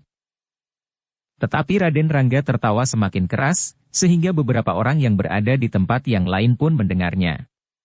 Seorang perwira yang sudah hampir tertidur di belakang gerumbul perdu justru terkejut karenanya. Dengan marah ia bangkit dan melangkah mendekati suara tertawa itu sambil mengumpat. Gila, geram perwira itu. Siapa yang membuat gaduh di sini? Apakah tidak tahu bahwa kita berada di lingkungan lawan yang akan menjadi sasaran serangan kita? Jika kita berbuat gila seperti itu, maka kemungkinan yang buruk dapat terjadi di sini. Namun perwira itu tertegun ketika tiba-tiba saja Raden Rangga menyongsongnya sambil berkata, Kau sudah menjadi ketakutan, heh? Inikah sosok seorang senapati Mataram yang besar, yang merasa berhak untuk memerintah dari ujung barat sampai ke ujung timur tanah ini? Jadi yang tertawa itu Raden, bertanya perwira itu. Ya. Aku sedang mentertawakan kalian. Termasuk kau yang pengecut ini, bentak Raden Rangga. Wajah perwira itu menjadi merah. Seandainya yang berdiri di hadapannya itu bukan Raden Rangga, putra Panembahan Senapati. Kenapa kau mengumpat-umpat seperti itu? Bertanya Raden Rangga kemudian. Kiai Gringsing memang menjadi gelisah melihat sikap Raden Rangga. Sementara itu Raden Rangga berkata, Kau adalah cermin dari sikap Pamanda Pangeran Singasari.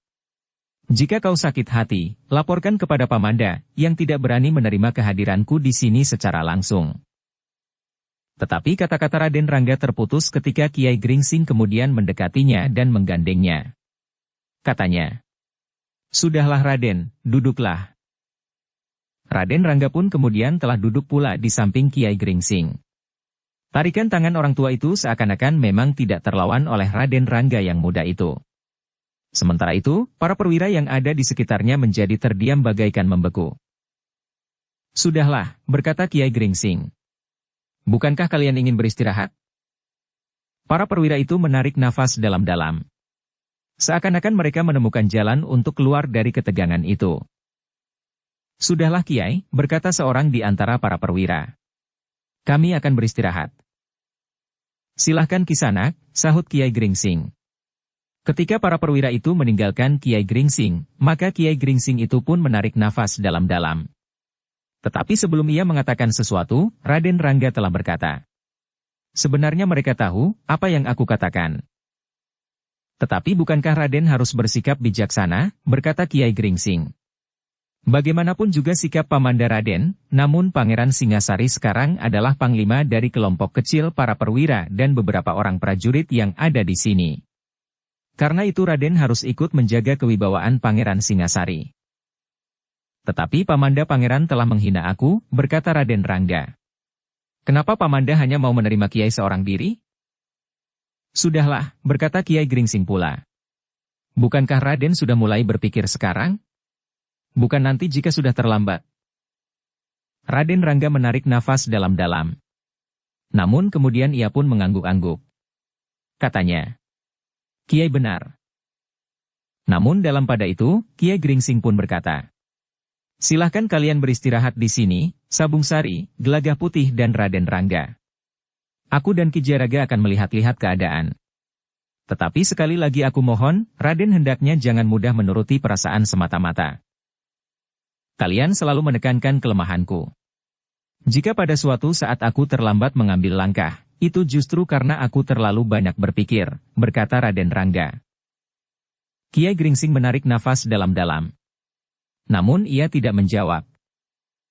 Bersama Ki Jayaraga, maka Kiai Gringsing telah menyelinap di antara gerumbul-gerumbul perdu untuk menemui perwira yang telah mempersilahkannya menemui Pangeran Singasari seorang diri. Perwira yang sudah mulai berbaring itu terkejut. Ia pun kemudian bangkit dan duduk di atas sebuah batu. Dengan nada dalam ia bertanya. Ada apa Kiai? Kiai Gringsing dan Ki Jayaraga pun kemudian duduk pula di hadapan perwira itu. Dengan hati-hati Kiai Gringsing berkata. Kisanak. Apakah kita sudah menilai sasaran yang akan kita masuki? Maksud Kiai, bertanya perwira itu. Apakah Kisanak tahu bahwa Pangeran Singasari sudah mengirimkan petugas sandi untuk menemukan padepokan yang akan kita datangi itu? Bertanya Kiai Gringsing. Perwira itu tersenyum. Katanya. Tentu sudah menjadi rencana Pangeran Singasari. Besok malam petugas sandi itu akan berangkat mendekati padepokan Nagaraga. Kiai Gringsing menarik nafas dalam-dalam. Dengan nada rendah ia berkata. Ternyata aku masih harus menunggu beberapa hari. Bukankah dengan demikian aku masih belum hampir terlambat? Perwira itu mengerutkan keningnya. Namun kemudian ia pun berkata. Tetapi kita sudah sampai pada tahap terakhir. Jika besok malam petugas sandi itu baru akan melihat sasaran, maka bukankah malam berikutnya kita baru akan berangkat? Itu pun paling cepat. Jika masih ada pertimbangan-pertimbangan lain, maka keberangkatan itu masih dapat diundur lagi. Mungkin sehari, mungkin lebih, sahut Kiai Gringsing. Sebelum perwira itu menyahut, maka Ki Jayaraga berkata. Yang terlambat bukan kami, tetapi Pangeran Singasari. Kami sudah berada di tempat ini tepat pada waktunya. Perwira itu hanya dapat mengerutkan keningnya. Sebenarnya lah bahwa rencana Pangeran Singasari memang telah mundur 1 hari dari batas waktu yang ditentukan. Sudahlah, berkata Kiai Gringsing. Mumpung sisa malam masih panjang, kami akan berjalan-jalan. Apakah Kiai berdua tidak akan beristirahat? Mungkin masih sempat tidur beberapa saat, berkata perwira itu. Kami belum mengantuk. Kami ingin melihat keadaan tempat ini dan sekitarnya, jawab Kiai Gringsing. Tetapi Kiai harus berhati-hati. Kita sudah berada dekat sekali dengan lingkungan lawan, pesan perwira itu. Aku tidak akan pergi jauh, jawab Kiai Gringsing. Hanya di sekitar tempat ini. Tetapi itu belum berarti bahwa orang-orang Nagaraga tidak akan melihat Kiai berdua, berkata perwira itu. Kiai Gringsing mengangguk-angguk. Namun ia sempat bertanya. Bukankah kau sudah lama menjadi prajurit Mataram? Perwira itu mengerutkan keningnya. Dengan ragu-ragu ia bertanya. Apa maksud Kiai dengan pertanyaan itu? Jika kau sudah lama menjadi prajurit Mataram, setidak-tidaknya kau tidak terlalu mencemaskan keadaanku, berkata Kiai Gringsing kemudian. Perwira itu menjadi tegang. Namun ia pun kemudian menundukkan kepalanya. Seakan-akan ia baru sadar, dengan siapa ia berhadapan. Bagi beberapa orang perwira Mataram, maka Kiai Gringsing adalah seorang yang dikenal memiliki ilmu yang sangat tinggi. Karena itu, maka perwira itu pun tidak lagi berpesan apa-apa juga. Ketika Kiai Gringsing dan Ki Jayaraga meninggalkannya, maka ia pun segera kembali berbaring di antara gerumbul perdu. Demikianlah, Kiai Gringsing dan Ki Jayaraga telah menyusup keluar dari perkemahan orang-orang Mataram. Penjaga yang bertugas ternyata tidak dapat melihat mereka berdua. Kita akan melihat padepokan itu, berkata Kiai Gringsing. Ya. Mudah-mudahan kita mendapat gambaran yang jelas tentang padepokan Nagaraga itu, jawab Ki Jayaraga. Tanpa mendapat izin dari Pangeran Singasari, maka kedua orang tua itu telah pergi untuk melihat padepokan yang akan menjadi sasaran serangan mereka. Agaknya mereka akan lebih percaya kepada penglihatan mereka sendiri, daripada petugas sandi yang akan dikirim oleh Pangeran Singasari. Namun kedua orang itu sadar, bahwa jika mereka gagal, maka mungkin perkemahan orang Mataram itu akan mendapat kesulitan pula. Tetapi kita harus sangat berhati-hati, desis Ki Jayaraga. Ya. Menurut pendengaran kita, di padepokan itu terdapat orang-orang berilmu tinggi. Pimpinan padepokan itu yang tidak ikut pergi ke Mataram, tentu orang yang mumpuni.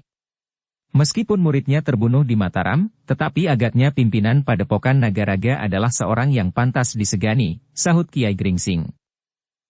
Dengan demikian, maka dengan sedikit bekal pengenalan mereka berusaha untuk dapat menemukan padepokan Nagaraga di seberang hutan, di bawah sebuah gumuk yang pada dindingnya terdapat sebuah goa. Di dalam goa itu tinggal seekor ular naga yang besar, yang menjadi tumpuan dan sandaran dari orang-orang Nagaraga, terutama dalam hal ilmu kanuragan. Sementara itu, selagi Kiai Gringsing dan Ki Jayaraga mengendap-endap menuju ke padepokan Nagaraga, maka Raden Rangga ternyata menjadi sangat gelisah. Ketika ia mendengar gonggong anjing hutan di atas gumuk, ia pun berdesis. Kenapa Kiai Gringsing dan Ki Jayaraga sangat lama? Sudahlah Raden, berkata Gelagah Putih. Pada saatnya mereka tentu akan kembali. Aku tidak menggelisahkan mereka, jawab Raden Rangga. Lalu apa yang Raden gelisahkan? Bertanya Sabung Sari. Tentu keduanya dengan sengaja telah mengelabuhi kita. Aku yakin keduanya pergi ke padepokan Nagaraga, berkata Raden Rangga. Bukan mengelabuhi kita, jawab Gelagah Putih. Tetapi mereka memang tidak akan mengajak kita. Kita harus tetap berada di sini. Aku juga ingin melihat padepokan itu, berkata Raden Rangga. Raden pernah melihatnya, berkata Gelagah Putih. Meskipun hanya dalam mimpi. Raden telah melihat separuh gambaran dari padepokan yang rusak ditinggal penghuninya itu, namun dalam wujud yang utuh sebagaimana yang dihuni seorang oleh orang-orang dari perguruan Nagaraga. Tetapi aku ingin melihat keadaan yang sebenarnya, berkata Raden Rangga. Aku tidak ingin sekedar melihat bentuk-bentuk yang aneh dan tidak beralas pada wujud-wujud yang sehari-hari kita lihat. Tetapi Gelagah Putih tidak membiarkan Raden Rangga pergi. Sabung Sari pun telah membantunya pula. Katanya, Raden, sebaiknya kita menunggu. Bukankah orang-orang itu berpesan agar kita tetap berada di sini? Raden Rangga menarik nafas dalam-dalam. Tetapi ia tidak jadi meninggalkan tempat itu. Katanya, kalian membuat aku kecewa. Justru penglihatanku dalam mimpi itu mendorong aku untuk melihat padepokan itu yang sebenarnya. Pada saatnya kita akan memasuki padepokan itu, berkata Gelagah Putih. Raden Rangga tidak menjawab. Namun ditengadahkannya wajahnya memandang langit yang bersih, digayuti oleh bintang-bintang yang tak terhitung jumlahnya. Namun tiba-tiba Raden Rangga berkata, siapa saja yang berada dalam pasukan kecil ini? Sebagian besar adalah para perwira, meskipun perwira di tataran bawah seperti aku, jawab Sabung Sari. Agaknya Mataram menganggap bahwa orang-orang Nagaraga pada umumnya memiliki ilmu melampaui tataran prajurit biasa. Hanya beberapa orang prajurit terpilih yang ada di pasukan ini. Raden Rangga mengangguk-angguk. Katanya, jadi di sini sekarang banyak perwira prajurit Mataram di bawah pimpinan Pamanda Pangeran Singasari? Ya, begitulah, jawab Sabung Sari. Raden Rangga masih saja mengangguk-angguk. Katanya kemudian, jadi kalian tidak setuju jika aku mencari Kiai Gringsing dan Ki Jayaraga? Mereka tentu pergi ke padepokan. Kita menunggu saja, Raden, jawab Gelagah Putih. Tiba-tiba saja Raden Rangga telah berbaring begitu saja tanpa alas apapun juga. Gelagah Putih dan Sabung Sari saling berpandangan sejenak. Namun mereka pun kemudian harus juga mencari tempat untuk berbaring sebagaimana dilakukan oleh Raden Rangga. Ternyata mereka memang letih, sehingga sejenak kemudian ketiganya telah tertidur. Mereka sama sekali tidak merasa cemas, karena lingkungan itu mendapat penjagaan yang cukup ketat oleh para prajurit Mataram. Sementara itu, Kiai Gringsing dan Ki Jayaraga di luar pengetahuan Panglima Pasukan Mataram telah mencari jalan menuju ke Padepokan Nagaraga yang belum pernah dilihatnya. Tetapi ketajaman pengenalan keduanya ternyata telah membawa mereka menuju ke arah yang benar. Perlahan-lahan kedua orang tua itu telah mendekati Padepokan yang disebut Nagaraga. Dukung channel Novel Silat dengan subscribe, follow, like, komen dan share. Beberapa ciri telah mereka ketemukan. Di sebelah hutan yang tidak begitu lebat, di antara gumuk-gumuk kecil, terdapat sawah yang terbentang luas. Sawah yang digarap oleh orang-orang Nagaraga. Bahkan di lereng beberapa gumuk kecil itu terdapat pategalan yang juga menjadi daerah garapan orang-orang Nagaraga. Kita sudah dekat, berkata Ki Jayaraga. Kita sudah berada di tengah-tengah lingkungan tanah yang dikerjakan oleh Nagaraga. Ya. Kiai Gringsing mengangguk-angguk. Tinggal mencari di mana padepokan itu dibuat. Ternyata keduanya tidak mendapat banyak kesulitan. Namun keduanya tidak dapat mengikuti jalan setapak yang tentu menuju ke padepokan itu. Keduanya harus mendekati padepokan itu lewat tempat-tempat yang justru tersembunyi. Dengan bekal ilmu yang tinggi, maka keduanya berhasil menemukan Padepokan Nagaraga di sebelah hutan itu. Padepokan Nagaraga semula memang bukan padepokan yang dirahasiakan. Namun justru karena kaitan padepokan itu yang menjadi sangat buruk dengan Mataram sejak beberapa orang berusaha membunuh Panembahan Senapati tetapi gagal, maka orang-orang padepokan itu tentu merasa perlu untuk melindungi padepokan mereka dengan cara yang dapat mereka lakukan.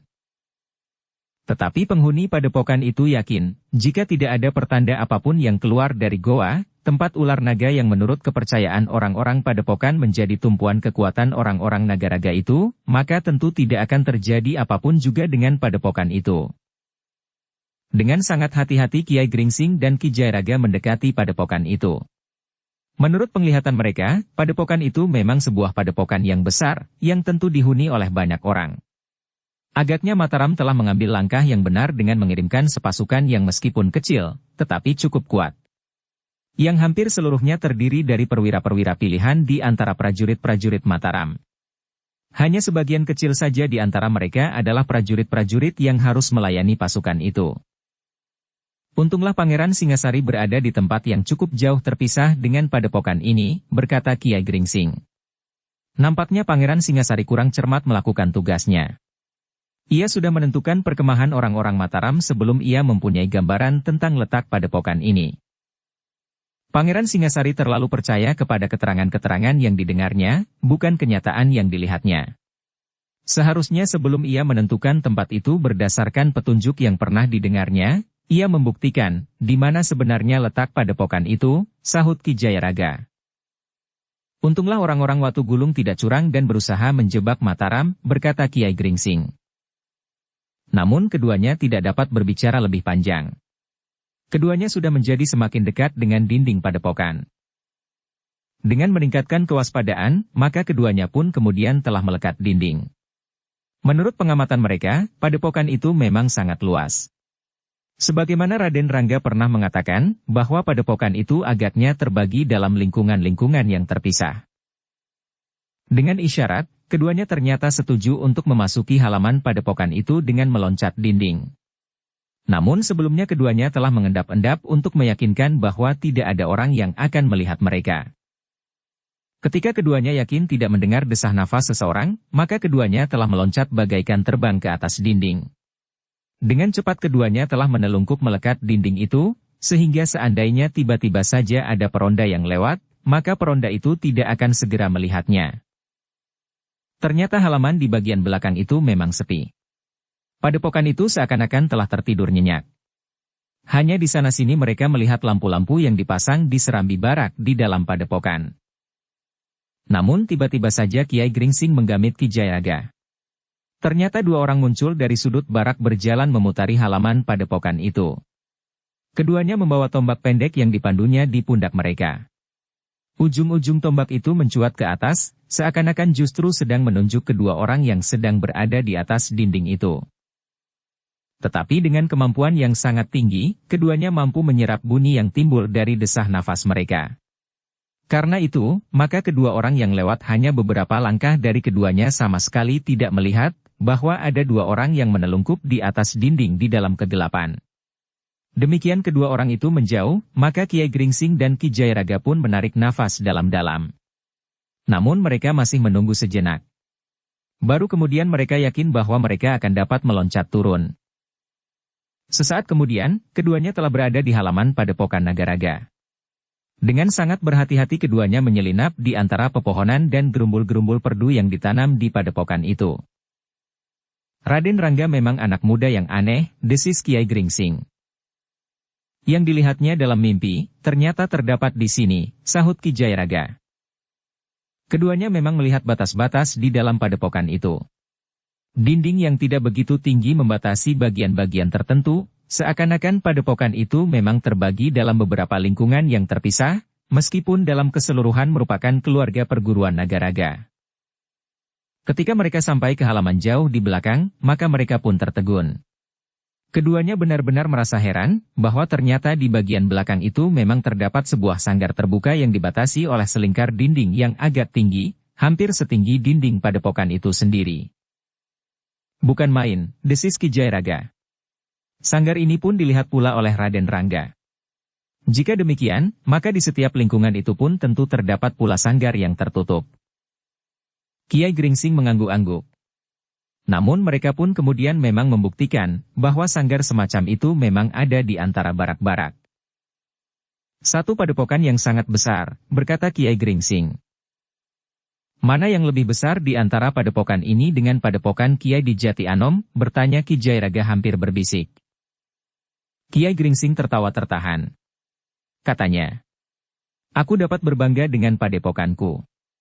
Kecil, tetapi terasa lebih hidup. Kenapa? Bertanya Ki Jayaraga. Apa yang lebih hidup? Karena pimpinan padepokannya, jawab Kiai Gringsing. Ki Jayaraga pun tertawa. Namun Kiai Gringsing memberinya isyarat dengan jari-jarinya. Keduanya kemudian melanjutkan pengamatannya atas padepokan itu. Ternyata yang terdapat di padepokan itu segalanya memang mirip dengan apa yang disebut oleh Raden Rangga. Apakah sudah cukup? Desis Kiai Gringsing kemudian. Ki Jayaraga mengangguk-angguk. Katanya, marilah. Kita akan berbicara dengan Raden Rangga. Keduanya pun kemudian sudah merasa cukup, mereka telah melihat hampir semua bagian di padepokan itu. Yang tak mereka lewati hanyalah halaman depan dari bangunan induk dalam padepokan itu, yang agaknya mendapat pengawasan yang sangat ketat. Di regol terdapat sebuah gardu. Beberapa orang yang sedang bertugas terdapat di gardu itu. Sedangkan di beberapa bagian terpenting di padepokan itu pun telah dijaga pula. Namun agaknya orang-orang padepokan yang besar itu merasa bahwa padepokan mereka tidak akan diganggu oleh siapapun juga. Apalagi jika mereka tidak mendengar isyarat pertanda apapun dari dalam goa. Demikianlah, maka sejenak kemudian kedua orang itu telah berada di luar padepokan. Mereka masih akan singgah sejenak untuk melihat goa yang menurut cerita orang, dihuni oleh seekor ular naga. Jalannya sangat rumpil, desis Kiai Gringsing.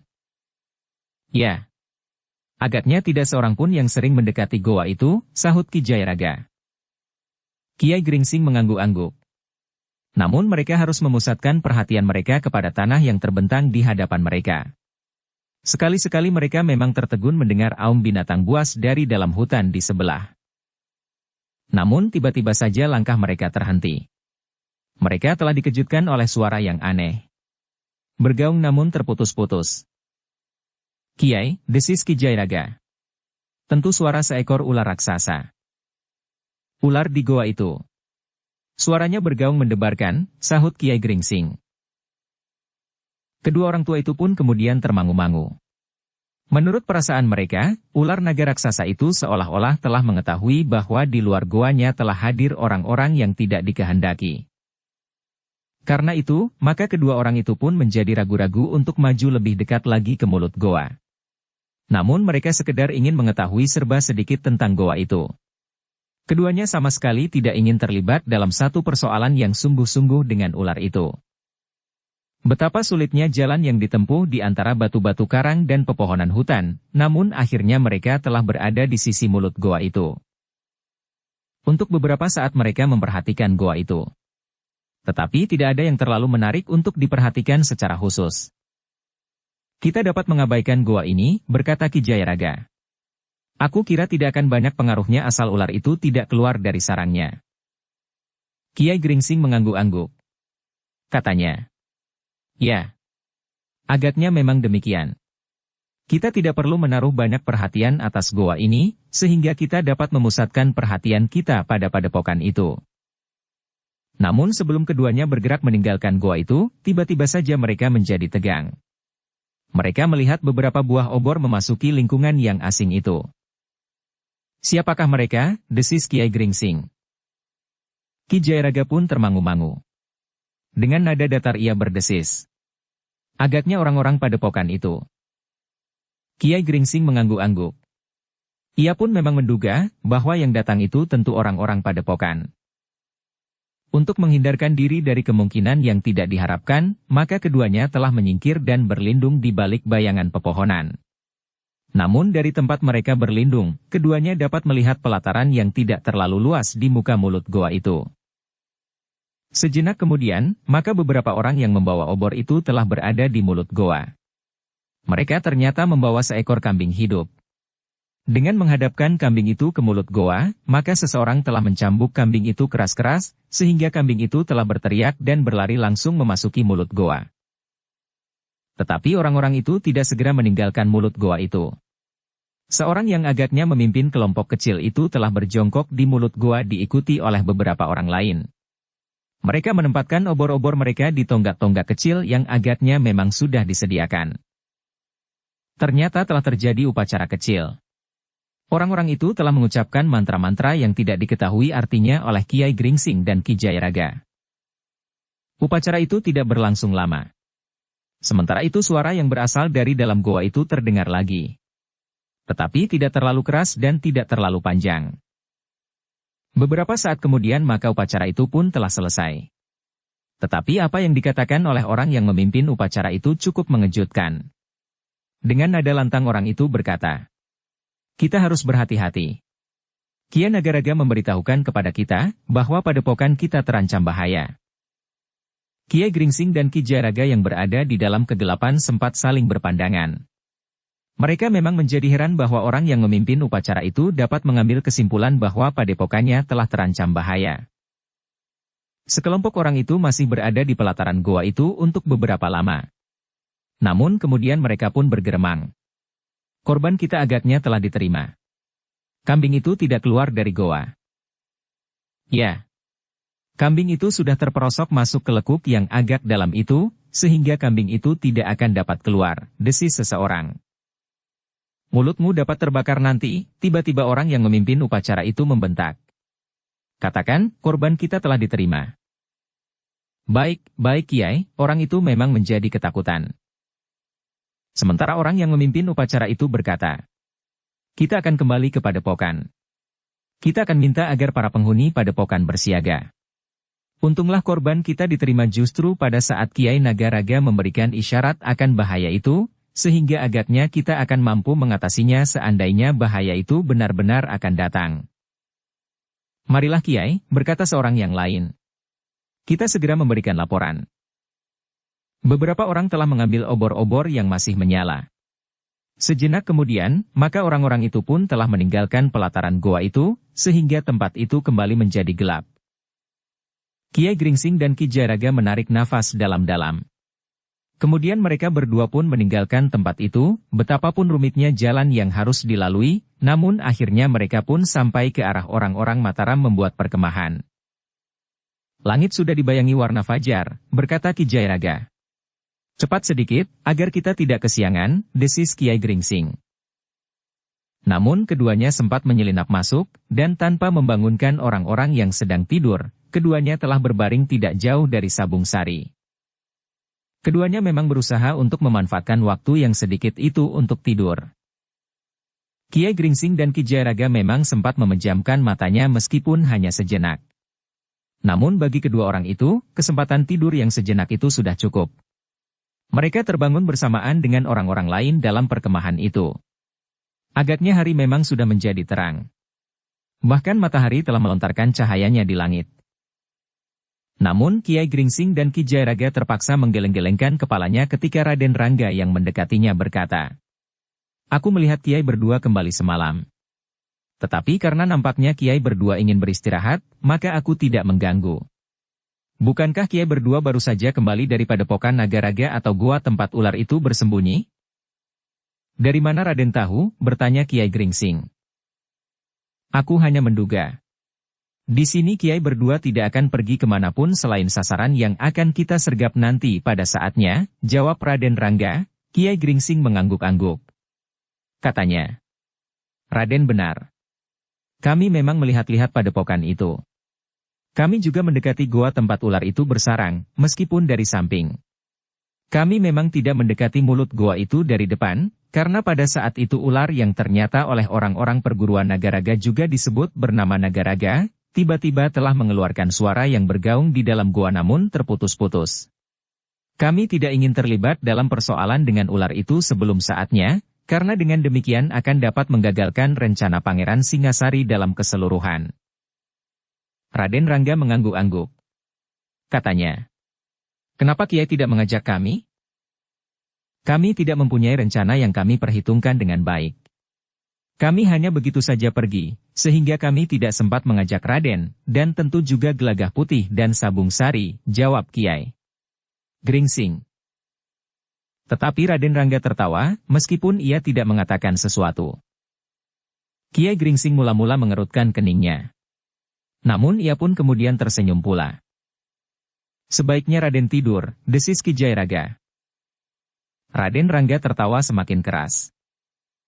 "Demikianlah, maka di hari itu para prajurit Mataram memang tidak mempunyai kegiatan apapun selain bersembunyi. Orang-orang yang bertugas menyediakan makan bagi mereka telah menyelinap keluar untuk mencari lingkungan yang memungkinkan mereka mendapatkan banyak orang berjualan. Mereka tidak menyalakan api sendiri untuk menghindarkan diri dari pengamatan orang-orang Nagaraga yang padepokannya sudah tidak terlalu jauh lagi dari perkemahan itu. Ketika orang-orang itu masuk ke dalam pasar seperti hari sebelumnya di sebuah lingkungan padukuhan, maka mereka berusaha untuk tidak menarik perhatian. Mereka tidak membeli makanan terlalu banyak pada satu tempat. Beberapa orang telah membeli berpencaran dan terpisah-pisah. Meskipun demikian ada juga seorang penjual nasi yang bertanya kepada kawannya berjualan. "Untuk apa mereka membeli nasi sebanyak itu?" "Entahlah," sahut kawannya. "Mungkin sekelompok orang yang sedang beramai-ramai mengerjakan bendungan atau memperbaiki tanggul yang longsor." Penjual nasi itu hanya mengangguk-angguk saja. Tetapi ia tidak memikirkannya lagi. Ia justru merasa senang bahwa dagangannya cepat habis, sehingga pagi-pagi ia sudah dapat pulang sambil membawa oleh-oleh buat anak-anaknya. Di hari itu, ternyata Pangeran Singasari sama sekali tidak memanggil Raden Rangga. Nampaknya Pangeran Singasari memang tidak ingin bertemu dan berbicara dengan anak yang dianggapnya sangat nakal itu. Namun di hari itu Pangeran Singasari memerintahkan para prajurit Mataram yang terdiri sebagian besar dari para perwira itu bersiaga sepenuhnya. Kepada senapati yang menjadi pembantunya yang terdekat ia memerintahkan tidak seorang pun di antara mereka yang boleh meninggalkan perkemahan, kecuali untuk pergi ke sungai kecil yang tidak terlalu jauh dari perkemahan itu. Sementara itu, Kiai Gringsing dan Ki Jayaraga menjadi bimbang untuk memberitahukan bahwa orang-orang Padepokan Nagaraga seakan-akan telah mendapat isyarat bahwa padepokan itu sedang dalam bahaya, sehingga dengan demikian maka kesiagaan di padepokan itu pun perlu diperhitungkan dengan cermat. "Jika kita melaporkan perjalanan sandi kita, apakah Pangeran Singasari justru tidak menjadi marah?" bertanya Kiai Gringsing. "Mungkin ia justru menjadi marah," sahut Ki Jayaraga. "Sebaiknya kita memberitahukannya dengan cara lain." "Cara bagaimana?" bertanya Kiai Gringsing pula. "Pada saat kita mendekati padepokan itu," berkata Ki Jayaraga. "Sehingga dengan demikian Pangeran Singasari tidak banyak mendapat kesempatan memarahi kita." Kiai Gringsing tersenyum. Tetapi ia mengangguk-angguk. Katanya, "Kau ternyata bijaksana." Ki Jayaraga pun tersenyum pula. Namun keduanya memang menjadi gelisah, bahwa Pangeran Singasari telah memerintahkan prajurit Mataram untuk mempersiapkan diri sebaik-baiknya. Malam itu petugas sandi akan menuju ke sasaran. Baru malam berikutnya pasukan akan bergerak. Menjelang fajar, mereka harus sudah mengepung padepokan itu. Terlalu lamban, desis Ki Jayaraga. Kiai Gringsing mengangguk-angguk. Justru setelah keduanya sempat melihat padepokan itu maka mereka memperhitungkan bahwa untuk mengamati padepokan itu dan sekaligus bergerak mendekatinya dapat dilakukan dalam satu malam. Lewat wayah sepi uang petugas sandi itu dapat bergerak, sementara yang lain beristirahat sepenuhnya namun sudah dalam kesiagaan penuh, kecuali beberapa orang petugas khusus. Demikian mereka dibangunkan oleh satu isyarat, maka mereka akan dapat bergerak dan mengepung padepokan itu, berkata Kiai Gringsing. Ya. Seharusnya petugas sandi itu justru sudah bergerak sebelumnya, berkata Ki Jayaraga. Bagi pasukan kecil ini, pengamatan yang hanya sekali agaknya tentu masih kurang. Petugas sandi itu perlu melihat sampai 2-3 kali. Apalagi jika mereka tidak sempat memasuki padepokan itu. Kita akan menghadap Pangeran Singasari, berkata Kiai Gringsing. Kita mempunyai wewenang untuk memberikan pendapat, diterima atau tidak diterima. Ki Jayaraga tiba-tiba tersenyum sambil menjawab. Menilik sikap Pangeran Singasari, maka rasa-rasanya apa yang akan kita lakukan itu sia-sia. Pangeran Singasari lebih percaya kepada rencananya sendiri, yang barangkali sudah dibicarakannya dengan para senapati kepercayaannya. Ya, agaknya memang demikian. Kiai Gringsing mengangguk-angguk. Tetapi untuk berbicara dengan Pangeran Singasari adalah tugas kita. Meskipun dengan ragu, namun kedua orang itu telah berusaha untuk menemui Pangeran Singasari yang ternyata sedang berbincang dengan senapati kepercayaannya. Pangeran Singasari sedang sibuk, berkata seorang senapati yang berjaga-jaga di luar lingkungan yang dipergunakan oleh Pangeran Singasari. Kami ingin berbicara sedikit, berkata Kiai Gringsing. Tunggu. Pangeran Singasari sedang membicarakan langkah-langkah yang akan kita ambil bersama senapati terpilih di antara kami. Mungkin pembicaraan itu sangat rahasia sehingga tidak seorang pun yang boleh mendengarnya, sahut senapati itu. Jika yang dibicarakan itu sangat rahasia, maka mereka tentu akan diam. Tetapi yang ingin aku sampaikan juga pertimbangan-pertimbangan yang barangkali bermanfaat bagi Pangeran Singasari, berkata Kiai Gringsing kemudian. Senapati itu termangu-mangu. Namun kemudian ia pun berkata, baiklah. Aku akan menyampaikannya kepada Pangeran Singasari. Apakah Pangeran Singasari dapat menerima Kiai berdua atau tidak? Kiai Gringsing menarik nafas dalam-dalam. Tetapi ia tidak dapat memaksa senapati itu, karena dengan demikian akan dapat timbul suasana yang kurang baik. Dalam pada itu, ternyata Pangeran Singasari sudah selesai berbincang dengan senapati terpercaya yang selalu memberi pertimbangan bagi setiap keputusan yang akan diambil oleh Pangeran Singasari. Karena itu, maka ia pun kemudian berkata kepada senapati yang menyampaikan niat Kiai Gringsing dan Jayaraga. Sebenarnya aku segan menerima mereka. Tetapi mereka merasa mendapat wewenang dari Panembahan Senapati untuk memberikan pertimbangan-pertimbangan kepadaku. Padahal maksud Panembahan Senapati hanyalah sekedar basa-basi saja jika Panembahan mengatakan kepada mereka, bahwa mereka diminta untuk memberikan pertimbangan kepadaku. Tetapi kedua orang tua itu merasa memiliki pengalaman yang jauh lebih banyak dari aku, sehingga mereka pantas menjadi penasehatku. Senapati yang menyampaikan keinginan Kiai Gringsing untuk menghadap itu di luar sadarnya menyahut. Ya Pangeran. Kedua orang tua itu, terutama yang aku ketahui adalah Kiai Gringsing, memiliki pengalaman dan kemampuan ilmu yang tidak ada bandingnya. Cukup, tiba-tiba Pangeran Singasari membentak. Semua orang memang tahu bahwa Kiai Gringsing memiliki ilmu yang tinggi. Tetapi yang harus kita pertimbangkan, apakah kita memerlukannya atau tidak. Jika kita sendiri mampu menyelesaikannya, kenapa kita harus minta bantuan kepadanya? Senapati itu mengerutkan keningnya. Namun bagaimanapun juga sebagai seorang senapati, maka ia merasa perlu untuk mempertahankan harga dirinya, meskipun ia tidak akan berani menentang Pangeran Singasari. Karena itu, maka katanya, Pangeran, didengar atau tidak didengar, berguna atau tidak berguna, apa salahnya jika orang-orang itu memberikan pertimbangannya kepada Pangeran? Sudah aku katakan bahwa aku akan menerimanya, meskipun sebenarnya aku merasa segan. Aku bukan anak-anak lagi yang harus selalu digurui, jawab Pangeran Singasari. Namun kemudian katanya, suruh mereka kemari. Kiai Gringsing dan Ki Jayaraga masih saja menunggu. Mereka mendengar lamat-lamat pembicaraan antara Senapati yang menyampaikan maksudnya menghadap dengan Pangeran Singasari. Tetapi keduanya yang mempunyai pendengaran yang sangat tajam itu masih juga tidak tahu isi pembicaraan mereka, karena mereka menunggu di tempat yang memang agak jauh. Ketika Kiai Gringsing mencoba mempertajam lagi pendengarannya untuk mencoba menangkap pembicaraan itu serba sedikit, pembicaraan itu ternyata sudah selesai. Sejenak kemudian Senapati yang menyampaikan maksud kedua orang tua itu pun telah datang sambil berkata, "Kalian diperkenankan menghadap." "Terima kasih," berkata Kiai Gringsing dan Ki Jayaraga hampir berbareng. Pangeran Singasari telah menerima Kiai Gringsing dan Ki Jayaraga dengan wajah yang kosong. Dengan nada rendah ia berkata, "Duduklah Kiai." "Terima kasih Pangeran," sahut Kiai Gringsing yang kemudian duduk di hadapan Pangeran Singasari. "Apakah ada yang penting yang ingin Kiai berdua sampaikan?" bertanya Pangeran Singasari. "Benar Pangeran," jawab Kiai Gringsing. "Kami telah mendengar bahwa Pangeran hari ini memerintahkan pasukan bersiaga penuh. Malam nanti petugas sandi akan pergi ke sasaran untuk mengamati keadaan. Baru malam besok pasukan akan berangkat dan mengepung sasaran sebelum fajar." "Iya," jawab Pangeran Singasari. "Ada kesempatan bagi pasukan kita untuk bersiap lahir dan batin." Kiai Gringsing mengangguk-angguk. Namun kemudian katanya, "Apakah kami dapat memberikan pendapat kami?" "Bagaimana pendapatmu?" bertanya Pangeran Singasari. "Jika pengamatan atas sasaran memang hanya dilakukan satu kali, maka apakah tidak lebih baik jika nanti malam kita bergerak mengiringi petugas sandi?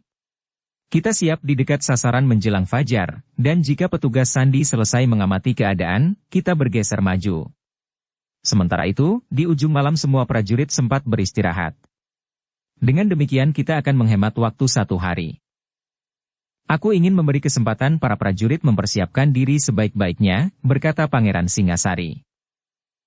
"Semuanya sudah siap. Bahkan rasa-rasanya hampir menjadi jemu untuk menunggu. Apalagi mereka yang sudah lebih lama berada di sini," berkata Kiai Gringsing. Pangeran Singasari termangu-mangu. Namun kemudian katanya, "Aku sudah mengambil keputusan. Bahkan para perwira sudah mengetahui. Kurang baik rasanya jika aku mencabutnya dan menyusuli dengan rencana baru." "Tidak apa Pangeran," jawab Ki Jayaraga. "Jika benar Pangeran mengajukan 1 hari rencana penyergapan itu, maka tentu akan disambut dengan gembira oleh para perwira yang merasa sudah terlalu lama menunggu itu." "Sayang," berkata Pangeran Singasari. "Sebagai panglima perintahku tidak berubah-ubah. Dengan demikian maka orang-orangku tidak akan mengalami kebingungan." Kiai Gringsing menarik nafas dalam-dalam. Ia memang sudah mengira bahwa pendapatnya tentu akan sia-sia. Tetapi ia tidak lagi dapat dipersalahkan, karena ia menjadi acuh tidak acuh. Dengan nada dalam Kiai Gringsing berkata, "Segala sesuatunya terserah kepada Pangeran. Namun aku dan Ki Jayaraga telah memberikan pendapatku." "Terima kasih. Aku sudah mendengar pendapatmu. Tetapi sayang, bahwa kau memberikan pertimbangan setelah aku menjatuhkan keputusan." Kiai Gringsing dan Ki Jayaraga tidak dapat memaksa. Mereka memang harus tunduk kepada semua keputusan Panglima yang memimpin pasukan itu. Sementara itu Kiai Gringsing dan Ki Jayaraga juga tidak dapat mengatakan bahwa keduanya telah berhasil mendekati, bahkan memasuki padepokan yang akan menjadi sasaran sergapan pasukan Mataram, karena dengan demikian maka keduanya akan dianggap tidak mematuhi paugeran dari sekelompok pasukan dari Mataram itu. Karena itu, maka keduanya hanya dapat menunggu saat-saat yang telah diputuskan oleh Pangeran Singasari. Sejenak kemudian, maka kedua orang tua itu pun telah meninggalkan Pangeran Singasari dan senapati terpilihnya. Ketika kedua orang tua itu berada di antara para perwira, maka memang terasa kegelisahan di antara mereka, karena mereka merasa telah terlalu lama menunggu. Tetapi para perwira itu tidak dapat berbuat apa-apa. Pimpinan dan perintah memang berada di tangan Pangeran Singasari. Malam yang ditentukan itu, Pangeran Singasari telah memerintahkan 2 kelompok petugas sandi, yang masing-masing terdiri dari 2 orang untuk melihat-lihat keadaan padepokan. Dengan ancar-ancar sebagaimana pernah didengar oleh Pangeran Singasari dari Panembahan Senapati yang telah mendapat laporan sebelumnya, maka kedua orang itu melakukan tugas mereka. Sebenarnya lah bahwa Kiai Gringsing dan Ki Jayaraga menjadi berdebar-debar. Tetapi mereka tidak dapat mengatakan bahwa sasaran yang akan didatangi oleh kedua kelompok pasukan sandi itu sangat berbahaya. Apalagi mereka seakan-akan dapat mengerti isyarat yang diberikan oleh ular naga yang mereka sebut bernama Kiai Nagaraga itu. Karena itulah maka kedua orang itu telah berusaha mengambil cara yang lain. Keduanya telah dengan diam-diam mendahului kedua kelompok itu dan berusaha menemuinya di jalur jalan yang akan mereka lalui. Kedua kelompok yang berangkat setelah malam menjadi semakin dalam itu pun terkejut, ketika di sisi lereng bukit, tiba-tiba saja muncul bayangan dua orang dalam kegelapan. Karena itu, maka keempat orang itu pun dengan sigapnya telah mempersiapkan diri untuk menghadapi segala kemungkinan. Namun keempat orang itu pun kemudian menarik nafas dalam-dalam ketika mereka mengetahui bahwa kedua orang itu adalah Kiai Gringsing dan Ki Jayaraga. "Kenapa Kia berdua ada di sini?" bertanya salah seorang di antara petugas sandi itu. Kiai Gringsing dan Ki Jayaraga saling berpandangan sejenak. Namun kemudian Kiai Gringsing pun berkata, "Kisanak, kami berdua berniat meringankan tugas Kisanak. Terserah kepada Kisanak, apakah Kisanak menerima dengan senang hati atau justru sebaliknya. Setiap pertolongan atas tugas-tugas kami, sepanjang tidak bertentangan dengan perintah Pangeran Singasari, akan sangat menguntungkan kami. Untuk itu kami mengucapkan terima kasih," sahut salah seorang di antara mereka. "Tetapi aku sudah melanggar perintah Pangeran Singasari," berkata Kiai Gringsing.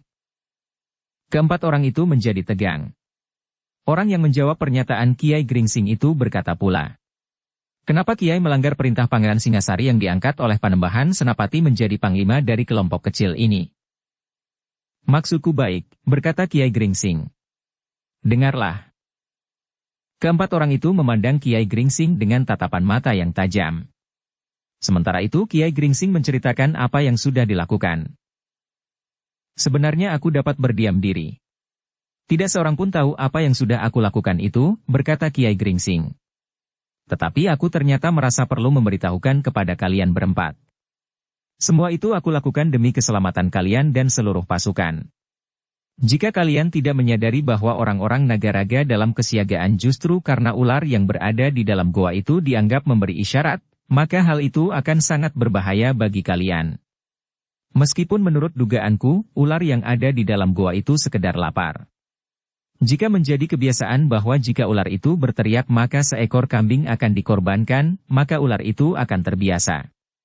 Jika ia lapar, maka ia akan memanggil korbannya." Keempat orang itu termangu-mangu. Ternyata keterangan Kiai Gringsing selanjutnya sangat mempermudah tugas-tugas mereka yang berat. Sedikit keterangan tentang padepokan itu sendiri telah membuat mereka mempunyai gambaran apa yang sebaiknya dilakukan. Dalam pada itu Kiai Gringsing pun berkata, "Nah, terserah kepada Kisanak. Apakah kami dianggap telah melakukan pelanggaran yang harus dihukum atau tidak?" Keempat orang itu termangu-mangu, sementara Ki Jayaraga berkata, "Kalian dapat membuktikan, apakah yang dikatakan oleh Kiai Gringsing sekedar membual atau berguna bagi kalian. Demikian kalian kembali dari tugas, kalian dapat mengambil satu sikap tentang kami." "Baiklah Kiai. Kami akan melanjutkan perjalanan. Terima kasih atas petunjuk Kiai. Sementara itu, jika keterangan Kiai memang menguntungkan kami seperti yang dikatakan oleh Ki Jayaraga, sudah barang tentu kami tidak akan menyulitkan kedudukan Kiai di sini. Apalagi kami tahu, siapakah Kiai berdua." "Terutama Kiai Gringsing," berkata salah seorang dari mereka. "Sebenarnya lah bahwa kami percaya kepada semua keterangan Kiai.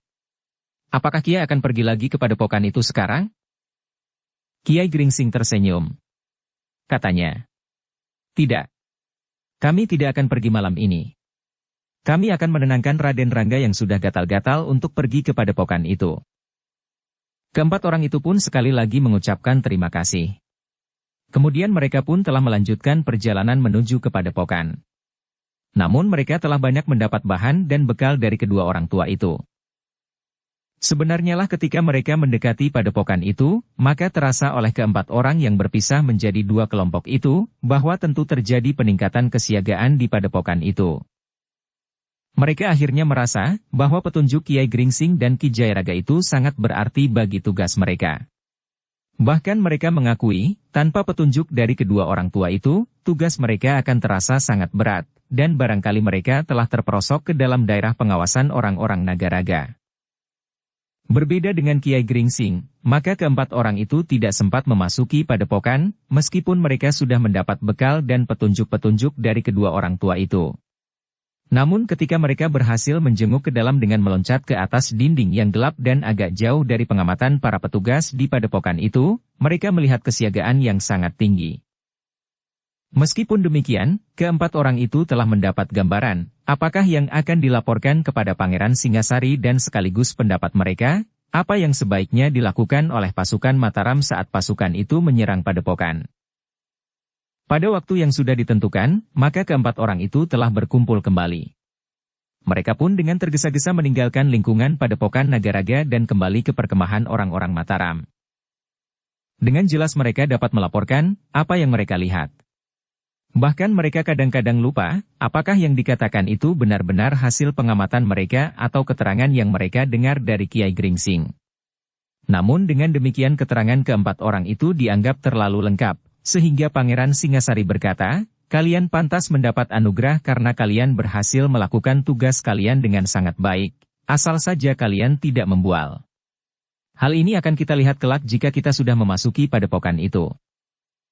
Demikianlah. Maka keempat orang itu pun merasa berbangga atas pujian dari Pangeran Singasari, meskipun di dalam hati mereka mengakui, seandainya mereka tidak bertemu dengan Kiai Gringsing, mungkin mereka justru telah terperosok ke dalam penjagaan lawan yang sangat ketat. Namun sebenarnya lah bahwa yang mereka laporkan adalah apa yang sebenarnya memang terdapat di padepokan Nagaraga.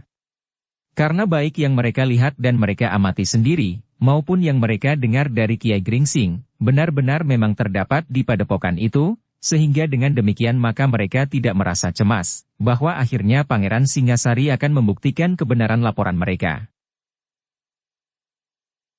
Bersambung ke bab 323.